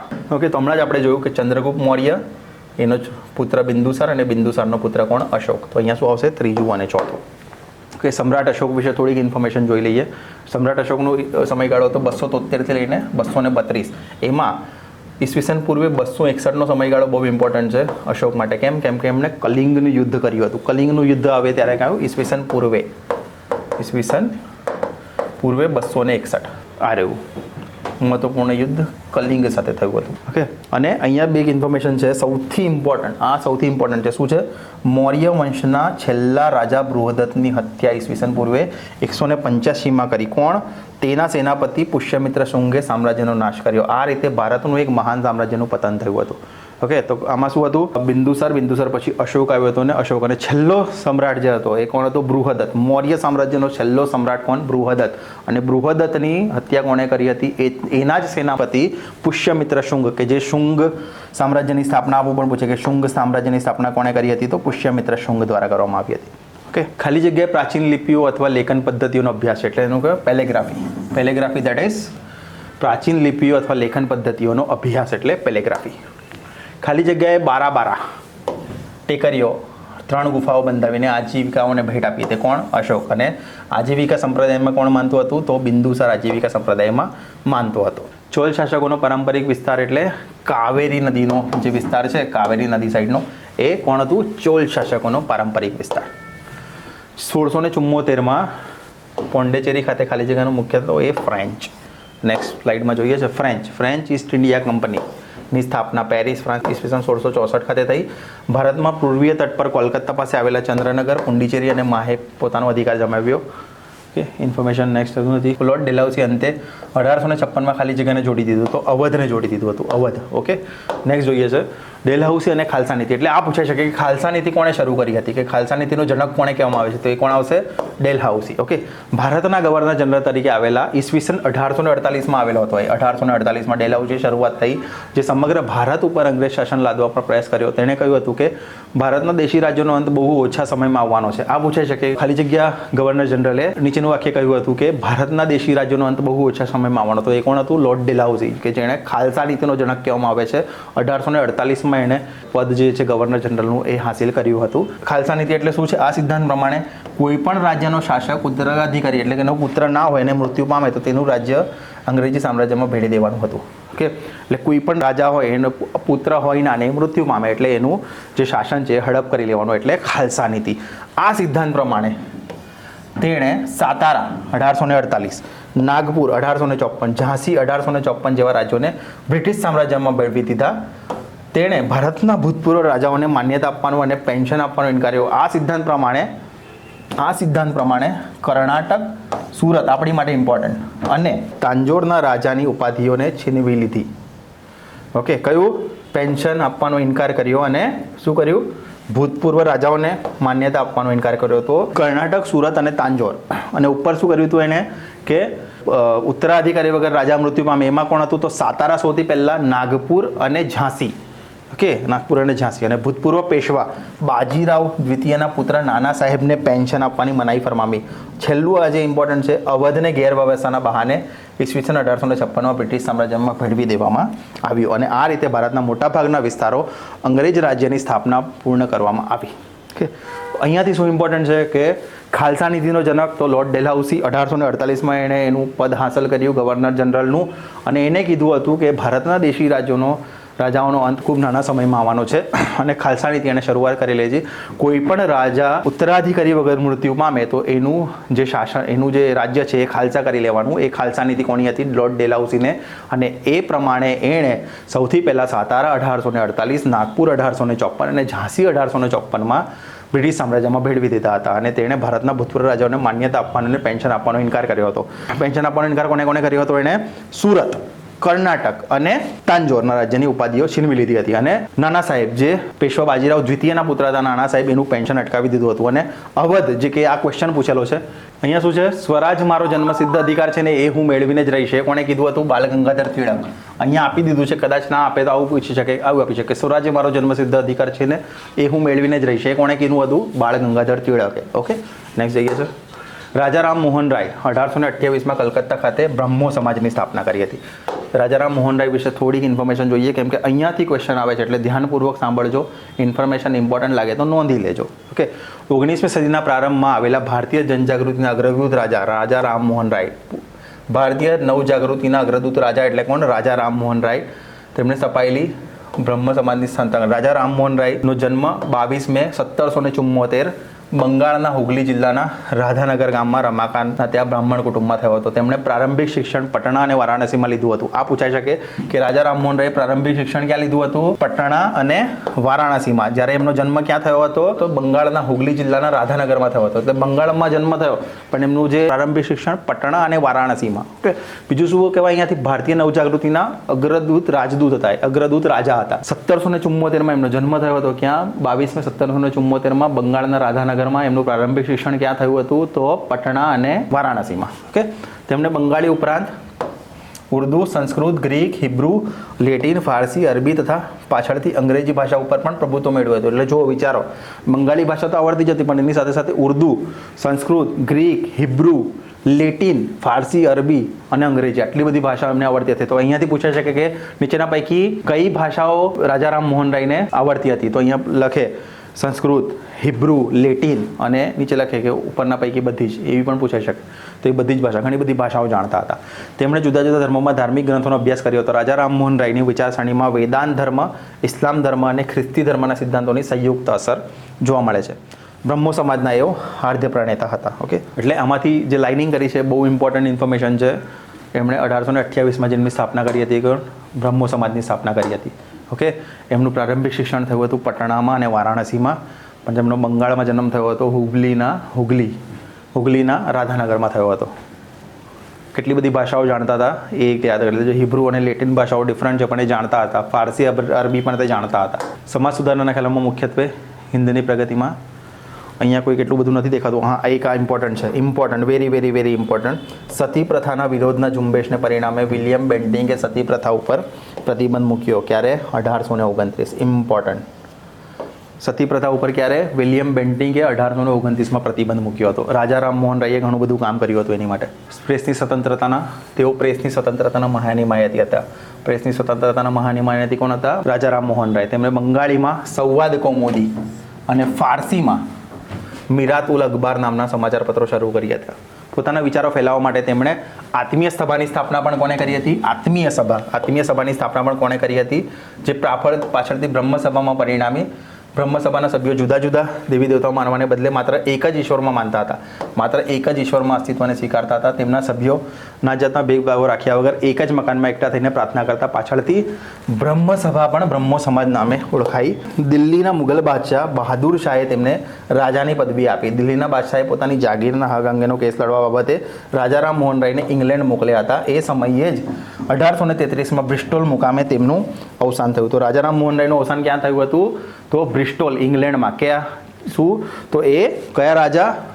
દિલ્હીના બાદશાહે જાગીરની હક લડવા માટે એમને મોકલ્યા હતા અને દિલ્હીના મુગલ બાદશાહ બહાદુર શાહે તેમને રાજાની પદવી આપી હતી.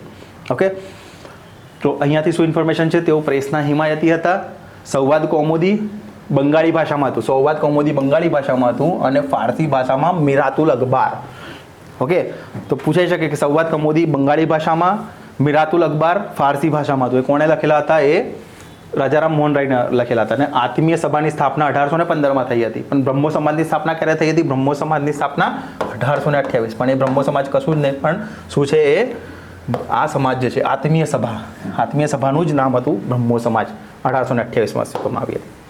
1857ના બળવાને ખાલી જગ્યાને ભારતના સ્વતંત્ર સંગ્રામ તરીકે વર્ણવ્યો છે. તો કોણે વર્ણવ્યો હતો? વી.ડી. સાવરકર. વિનાયક દામોદરદાસ સાવરકરે 1857ના બળવાને ભારતના સ્વતંત્ર સંગ્રામ તરીકે ઓળખાવ્યો હતો. હડપ્પાના રાજગઢમાં સૌથી ઊંચી ઇમારત એટલે અનાજનો કોઠાર. લરકાના મેદાનમાં સ્થિત મોહેન્જો-દડોનું સ્થાનિક નામ. મોહેન્જો-દડો એટલે શું છે? મૃતકોનો ટેકરો. મૃતકોનો ટેકરો એટલે મોહેન્જો-દડો, જે પાકિસ્તાનમાં આવેલું છે. સુલતાન મોહમ્મદ બેગડાના સંદર્ભમાં નીચેના વ્યક્તિ યાદમાં લો. તો શું છે? ગુજરાતનો રાજામાં શ્રેષ્ઠ રાજા હતો. ડેફિનેટલી કોઈ પણ મંત્રીના પ્રભાવ સિવાય શાસન કર્યું હતું. ડેફિનેટલી તેને ગિરનાર અને ચાંપાનેરના કિલ્લાઓ પર જોડી દીધા હતા. એટલે ગિરનાર અને એટલે એને બે ગઢો કહેવામાં આવતો હતો. બે ગઢ જીત્યા હતા એટલા માટે. અને તેણે પોતાના સામ્રાજ્યમાં વૃક્ષોનો વિકાસને નિરુત્સાહ કર્યો હતો. ના, આ ખોટું છે.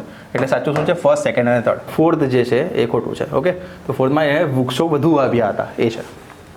શિકાગો ખાતે યોજાયેલી ધર્મ સંસદમાં વિવેકાનંદે હાજરી આપી. તો ક્યારે? 1893માં. ઓકે, ખાસ કરીને વિવેકાનંદે 1893માં અમેરિકાના શિકાગો શહેરમાં ભરાયેલી જે શિકાગો ખાતે ધર્મ સંસદમાં હાજરી આપી હતી 1893માં. નીચેના પૈકી કોણ મહાત્મા ગાંધીના રાજકીય ગુરુ હતા? તો હમણાં જ આપણે જોયું આગળ ગોપાલ કૃષ્ણ ગોખલે. અને ગોપાલ કૃષ્ણ ગોખલેના જે ગુરુ હતા એ કોણ હતા? મહાદેવ ગોવિંદ રાનડે.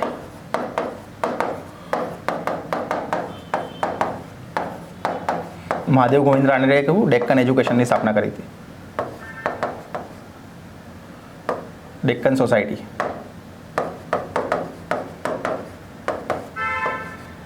ડેક્કન સોસાયટીની સ્થાપના કોણે કરી હતી? મહાદેવ ગોવિંદ રાનડે. અને મહાદેવ ગોવિંદ રાનડે જે હતા ગોપાલ કૃષ્ણ ગોખલેના ગુરુ હતા. ગાંધીજીના રાજકીય ગુરુ કોણ હતા? ગોપાલ કૃષ્ણ ગોખલે. ગોપાલ કૃષ્ણ ગોખલે 1866. હમણાં જ આપણે જોયું છે મહાદેવ ગોવિંદ રાનડેના શિષ્ય તથા ગાંધીજીના ગુરુ ગોપાલ કૃષ્ણ ગોખલે. જન્મ કોલ્હાપુરમાં થયો હતો. એક મરાઠી બ્રાહ્મણ હતા અને રાનડેએ સ્થાપેલી ડેક્કન એજ્યુકેશન. ઓકે, ગદર પક્ષનું મુખ્યાલય. ગદર પક્ષનું મુખ્યાલય ક્યાં આવેલું હતું? અમેરિકા, યુનાઇટેડ સ્ટેટ્સ ઓફ અમેરિકાના સેન ફ્રાન્સિસ્કો આવે તો પણ સાચું આવશે. સેન ફ્રાન્સિસ્કો. સેન ફ્રાન્સિસ્કો આપે તો પણ સાચું છે. જે યુનાઇટેડ સ્ટેટ્સમાં આવેલું છે ગદર પક્ષનું મુખ્યાલય આવેલું હતું ત્યાં. ઈસવીસન 1902માં ભારતીય રાષ્ટ્રીય કોંગ્રેસનું 18મું સત્ર અમદાવાદમાં. 1902માં સૌ પ્રથમ ભરાયું હતું, પણ એ કયું હતું? 18મું સત્ર હતું. 18મું સત્ર. 1885માં ઇન્ડિયન નેશનલ કોંગ્રેસની સ્થાપના થઈ હતું. એનું પહેલું સત્ર જે હતું એ મુંબઈ ખાતે મળેલું હતું કે જેના પ્રથમ અધ્યક્ષ હતા વ્યોમેશ ચંદ્ર બેનર્જી. વ્યોમેશ ચંદ્ર બેનર્જી. ઓકે, ક્યારે? 1885માં ઇન્ડિયન નેશનલ કોંગ્રેસ, INC જેને કહેવાય, ઇન્ડિયન નેશનલ કોંગ્રેસની સ્થાપના થઈ હતી. તો અમદાવાદમાં જે ભરાયું હતું 1902માં જે 18મું સત્ર હતું જે અમદાવાદમાં ભરાયું હતું. ને બીજા કયા સત્રો હતા? એક 1902માં હમણાં જ આપણે જોયું. બીજું હતું 1907માં જે સુરતમાં ભરાયેલું હતું. બીજું હતું એક 1921માં જે પણ અમદાવાદ ખાતે ભરાયેલું હતું. ને ત્રીજું હતું 1938માં કે જે પણ સુરતમાં ભરાયેલું હતું. તો 1902 અમદાવાદ, 1907 સુરત, 1921 અગેન અમદાવાદ અને આ હરિપુરા. હરિપુરા ક્યાં આવેલું છે? તે અગેન સુરત. ઓકે, તો આમાંથી આટલી ઇન્ફોર્મેશન યાદ રાખવાની છે. સુરતમાં ક્યારે? 1907 અને 1938નું જે હરિપુરા હતું એ પણ ત્યાં. અમદાવાદમાં 1902 અને 1921 અને સુરતમાં 1907 અને 1938 હરિપુરા. ભારતના વિજય સમયે ભારતીય રાષ્ટ્રીય કોંગ્રેસના પ્રમુખ કોણ હતા? તો આચાર્ય JB કૃપલાણી. કયો? ભારતીય રાષ્ટ્રીય કોંગ્રેસના પ્રમુખ. ક્યારે? ભારતના વિભાજન સમયે. ભારતનો વિભાજનનો સમય એટલે કયો? 1947. અહીંયા એક નામ આવેલું છે મૌલાના અબુલ કલામ આઝાદ. એ ક્યારે હતા? 1940થી લઈને 1946 સુધી હતા. કોણ? મૌલાના અબુલ કલામ આઝાદ જે હતા એ. Okay, next. નીચેના પૈકી કયા સ્વતંત્ર સેનાનીએ જય હિન્દનું સૂત્ર આપ્યું હતું? જય હિન્દનું સૂત્ર કોણે આપ્યું હતું? તો સુભાષચંદ્ર બોઝ દ્વારા જય હિન્દનું સૂત્ર આપવામાં આવ્યું હતું. ભારતમાં ખાલી જગ્યાને રાષ્ટ્રીય એકતા દિવસ. રાષ્ટ્રીય એકતા દિવસે સરદાર વલ્લભભાઈ પટેલનો જન્મદિવસ એટલે શું આવે? 31 ઓક્ટોબર. રાઈટ, 31 ઓક્ટોબરને રાષ્ટ્રીય એકતા દિવસ તરીકે ઉજવવામાં આવે છે. ક્રિપ્સ મિશન સાથે થયેલા કોંગ્રેસના સત્તાવાર વાટાઘાટો નીચેના પૈકી કોણ હતા? તો પંડિત જવાહરલાલ નહેરુ અને મૌલાના અબુલ કલામ આઝાદ. હમણાં જ આપણે જોયું કે જે 1940થી લઈને 1946 સુધી ઇન્ડિયન નેશનલ કોંગ્રેસના અધ્યક્ષ હતા. ઓકે, અને એમના પછી JB કૃપલાણી આવ્યા.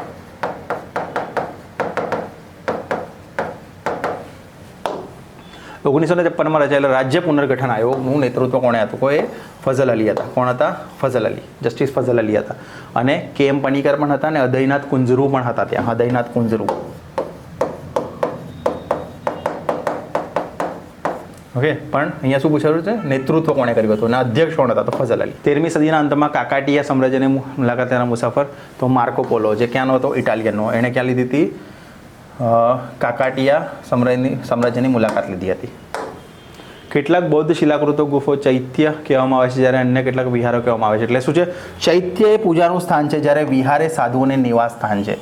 ઇમ્પોર્ટન્ટ, વેરી વેરી ઇમ્પોર્ટન્ટ પૂછાઈ શકે છે. એટલે ચૈત્ય એટલે શું છે? પૂજાનું સ્થાન, એટલે જ્યાં પૂજા કરે છે એને ચૈત્ય કહે છે.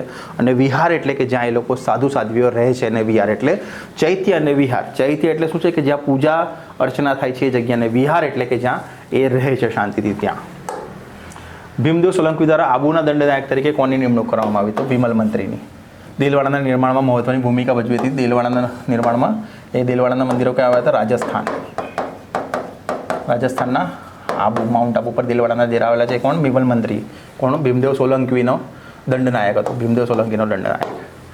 વેદકાલીન સમાજમાં આર્ય સ્ત્રી પુરુષો જે નિયમિત ઉપયોગ કરતા તે નિવિ અને વાસનો સંબંધ વસ્ત્રો. નિવિ અને વાસ એટલે વસ્ત્રો. માંડવીનું સુંદરવનનું મંદિર 1575માં કોણે બંધાવ્યું હતું? તો એ કોણે બંધાવ્યું હતું? કચ્છના રાવ ખેંગારજીએ. રાવ ખેંગારજીએ 1575માં શું બંધાવ્યું હતું? માંડવીનું સુંદરવનનું મંદિર. કોણ? રાવ ખેંગારજી.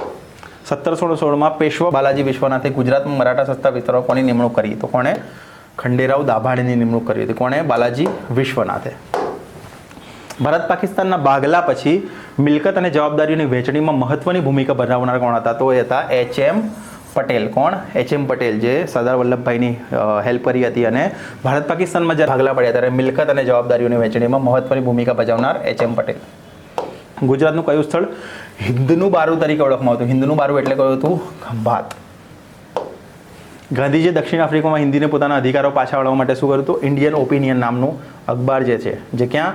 દક્ષિણ આફ્રિકામાં હિન્દીઓને તેમના અધિકારો પાછા આપવા માટે સત્યાગ્રહ કરવા ઉપરાંત કયું અખબાર શરૂ કર્યું હતું? કયું હતું? Indian opinion. ધરાસણાના મીઠાના ઘરો પરના સત્યાગ્રહમાં ગાંધીજીની ધરપકડ થયા બાદ આગેવાનોએ અબ્બાસ તૈયબજી ઉપાડી લીધી, પરંતુ તેમની ધરપકડ થયા બાદ કોણે નેતૃત્વ શરૂ કર્યું હતું? તો આપણે આગળ જ જોયું, સરોજની નાયડુએ સૌથી પહેલાં ગાંધીજીની ધરપકડ કરી હતી. કઈ તારીખ હતી એ? 5 મે 1930. ઓકે, આ દિવસે ગાંધીજીની ધરપકડ થઈ હતી. એના પછી અબ્બાસ તૈયબજીને સોંપવામાં આવી. અબ્બાસ તૈયબજીની પણ ધરપકડ થઈ ત્યારે સરોજની નાયડુને અધ્યક્ષતા આપવામાં આવી. નીચેનામાંથી કઈ મુસ્લિમ સ્ત્રી અમદાવાદના સુબા તરીકે થોડા સમય? તો એ કોણ હતી? Noorjahan. Important, very very important. રાક્ષસ ભુવનનું યુદ્ધ.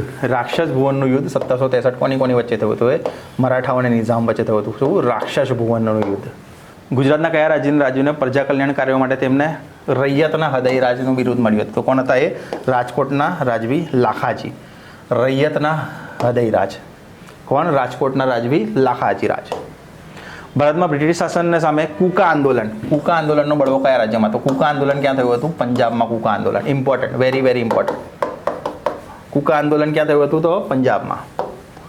આજે છુપાઈને કશું કરવું નથી, આ ખુલ્લો બળવો છે, એ કોણે કહ્યું હતું? હિન્દ છોડો આંદોલન. આજે છુપાઈને કશું કરવું નથી, એ કોણે કીધું હતું? ગાંધીજીએ. આ પણ પૂછી શકે કે આજે છુપાઈને કશું કરવું નથી, આ ખુલ્લો બળવો છે, આ વાક્ય કોણે કહ્યું હતું? તો એ કોણે કહ્યું હતું? ગાંધીજીએ. કયા લડત માટે? હિન્દ છોડો. એ ક્યારે હિન્દ છોડોની લડત થઈ હતી? 1942માં. Okay, next. અહીંયા એક ઇન્ફોર્મેશન હજુ એ પણ આવી શકે, આ જે રીતે છે આજે છુપાઈને કશું કરવું નથી, આ ખુલ્લો બળવો છે, જે ગાંધીજી છે. બીજું છે સ્વરાજ મારો જન્મસિદ્ધ અધિકાર છે ને એવું મેળવીને જ રહીશે, કોણે કહ્યું હતું? તો લોકમાન્ય ટિળક. નેક્સ્ટ. 1854નો કેળવણી વિષયક. 1854નો વુડનો ખરીદો. 1854 વુડનો ખરીદો. આવું પણ પૂછાય, વુડનો ખરીદો કયા સાલમાં હતો? તો 1854માં. ઓકે, જોડકા જોડોનો ઇઝી ક્વેશ્ચન છે. લોથલ કોણે શોધ્યું હતું? SR રાવ. દયારામ સાની અને રખાલદાસ બેનર્જી પણ તમને પૂછ્યું. દયારામ સાની મોહેન્જો-દડો, રખાલદાસ બેનર્જીનું હતું હડપ્પા અને મધુ સ્વરૂપ વચ્ચે રંગપુર, કે જે ગુજરાતનું સૌપ્રથમ સ્થળ રંગપુર. કયા સૂત્ર સાહિત્યમાંથી સામાજિક નીતિ નિયમો અને કાયદા વિષયક માહિતી મળે છે? તો એટલે ધર્મસૂત્ર સાહિત્યમાંથી કયા સામાજિક નીતિ નિયમો અને કાયદા વિષયક માહિતી મળે છે?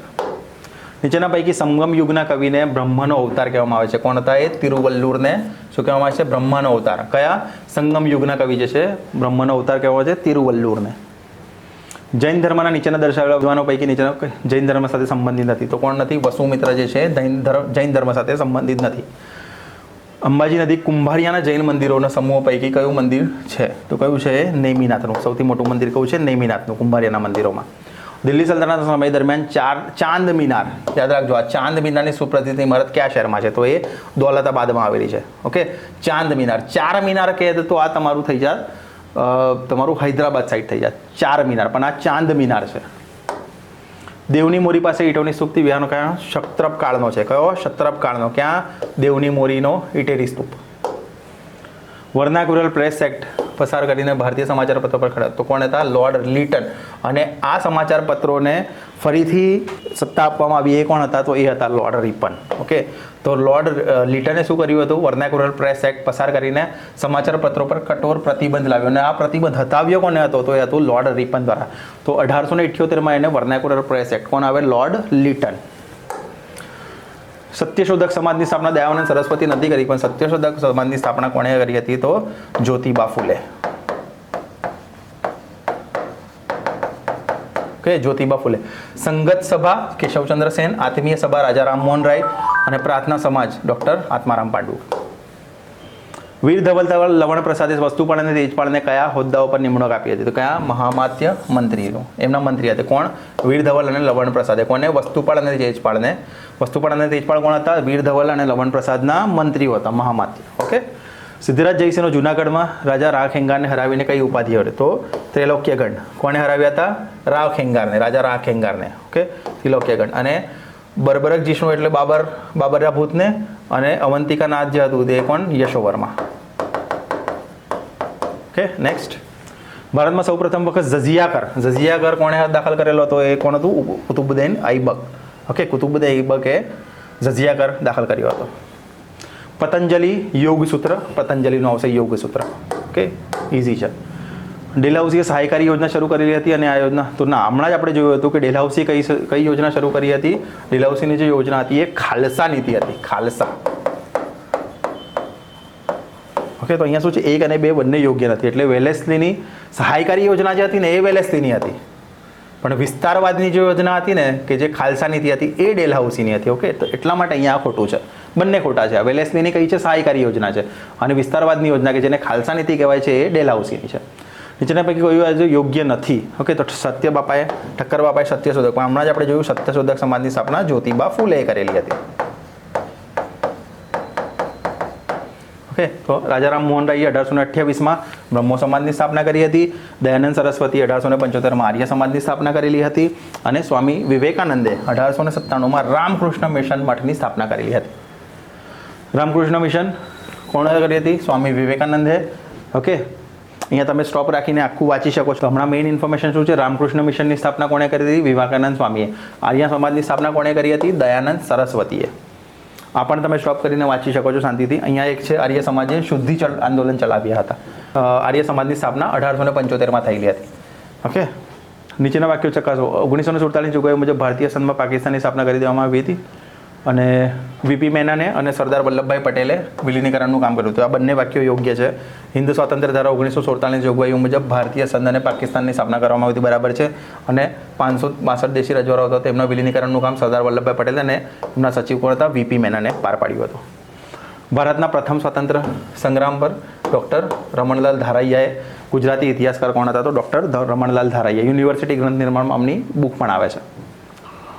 બંગાળના ભાગલા 1905 આવશે, 1903 નહીં આવે. સુરતના ભાગલા 1907 બરાબર છે. કલકત્તાથી દિલ્હી રાજ્યનું સ્થળાંતર 1911 બરાબર છે. અને હોમ રૂલ આંદોલન 1929 નહીં આવે, તો હોમ રૂલ આંદોલન આવશે 1916. તો એના માટે શું લખ્યું છે અહીંયા? માત્ર 2 અને 3 યોગ્ય છે. તો પહેલામાં શું આવતું? બંગાળના ભાગલા 1905 અને હોમ રૂલ આંદોલન 1916માં. નેક્સ્ટ, બંગાળના ભાગલા કોણ હતા? બંગાળના પ્રાંતના મોટો કરઝન, લોર્ડ કરઝને બંગાળના ભાગલા કર્યા હતા. ઓકે, સુરતના સુરતના ભાગલા અને સરકારને મળેલી તક. તો સુરતના જે ભાગલા હતા તે 1907માં કરવામાં આવેલા હતા. બંગાળના ભાગલા રદ ક્યારે થયા હતા? તો 1911માં બંગાળના ભાગલા લોર્ડ હાર્ડિંજ, નવેમ્બર 1910માં લોર્ડ હાર્ડિંજ તથા મૌલાના અગમે તરીકે હિન્દી વજીરને પર લોર્ડ. અભિનંદન પીટક, અભિનંદન પીટકમાં નીચેના પૈકી શાનો સમાવેશ થાય છે? તો શું? બૌદ્ધના તત્વજ્ઞાન. અભિનંદન પીટકમાં બૌદ્ધના તત્વજ્ઞાન વિશેનો સમાવેશ થાય છે. બૌદ્ધ સાહિત્ય, ઓકે, આને પણ ઇન્ફોર્મેશન તમે શાંતિથી વાંચી શકો છો. અહીંયા ઘણી બધી ઇન્ફોર્મેશન છે જે તમારા કામની છે. એટલે આ એક છે, કુષાણ સમ્રાટ કનિષ્કના દરબારમાં વસુમિત્ર, નાગાર્જુન, વશોગોત જેવા પંડિતની ભેટ બૌદ્ધ ધર્મએ આપેલી છે. ઓકે, સૂત પીટક, વિનય પીટક અને અભિનંદન પીટક એ ત્રણે કયા? બૌદ્ધ ધર્મના, બૌદ્ધ સાહિત્ય છે. ઓકે, સૂત પીટક, વિનય પીટક અને અભિનંદન પીટકના ભાગની રચના કરવામાં આવેલી છે. ત્રિપીટક ઉપરાંત અન્ય પાલી ગ્રંથોની રચના પણ બૌદ્ધ ભિક્ષુએ કરેલી હતી. એટલે પાલી ગ્રંથો આવે અને ત્રિપીટક આવે. ત્રિરત્ન આવશે તો જૈન ધર્મ આવશે, પણ ત્રિપીટક આવશે તો બૌદ્ધ ધર્મ આવશે. સંસ્કૃત સાહિત્યની મહાવીર ચરિત્રની રચના કોણે કરી હતી? તો ભવભૂતિએ મહાવીર ચરિત્રની રચના કરી હતી. ઓકે, તો અહીંયા છે ઇન્ફોર્મેશન. આ વાંચી લેજો. આ બહુ ઇમ્પોર્ટન્ટ સ્લાઇડ છે તમારી માટે. સ્ટોપ કરીને શાંતિથી વાંચજો. આ બહુ ઇમ્પોર્ટન્ટ છે તમારી માટે. આપણું આ છે ઉત્તમ રામચરિત્ર જે છે એ ભવભૂતિ છે. નેક્સ્ટ, જૈન દર્શનમાં કયા સિદ્ધાંત ખૂબ જ મહત્વપૂર્ણ છે? તો કયો? અનેકેતાંતવાદ. અનેકેતાંતવાદ જે છે એ જૈન ધર્મનો ખૂબ જ મહત્વનો સિદ્ધાંત છે. મહારાજા લાઇબલ કેસ, મહારાજા લાઇબલ કેસ નીચેનામાંથી કોણ હતું? કરસનદાસ મૂળજી દ્વારા મહારાજા લાઇબલ કેસ. તો કરસનદાસ મૂળજી જે ગુજરાતના હતા, એમણે શું કર્યું હતું? વર્તમાનપત્ર સત્યપ્રકાશમાં વૈષ્ણવ મહારાજોના અનાચારો તેમજ સામાજિક કુરિવાજો પર વૈધક પ્રહારો કરતા લખાયેલા. આના પરિણામે તેમની સામે બદનામી કરવાના આક્ષેપ સબબ કેસ થયો હતો, જે મહારાજા લાઇબલ કેસને નામે જાણીતો થયો હતો.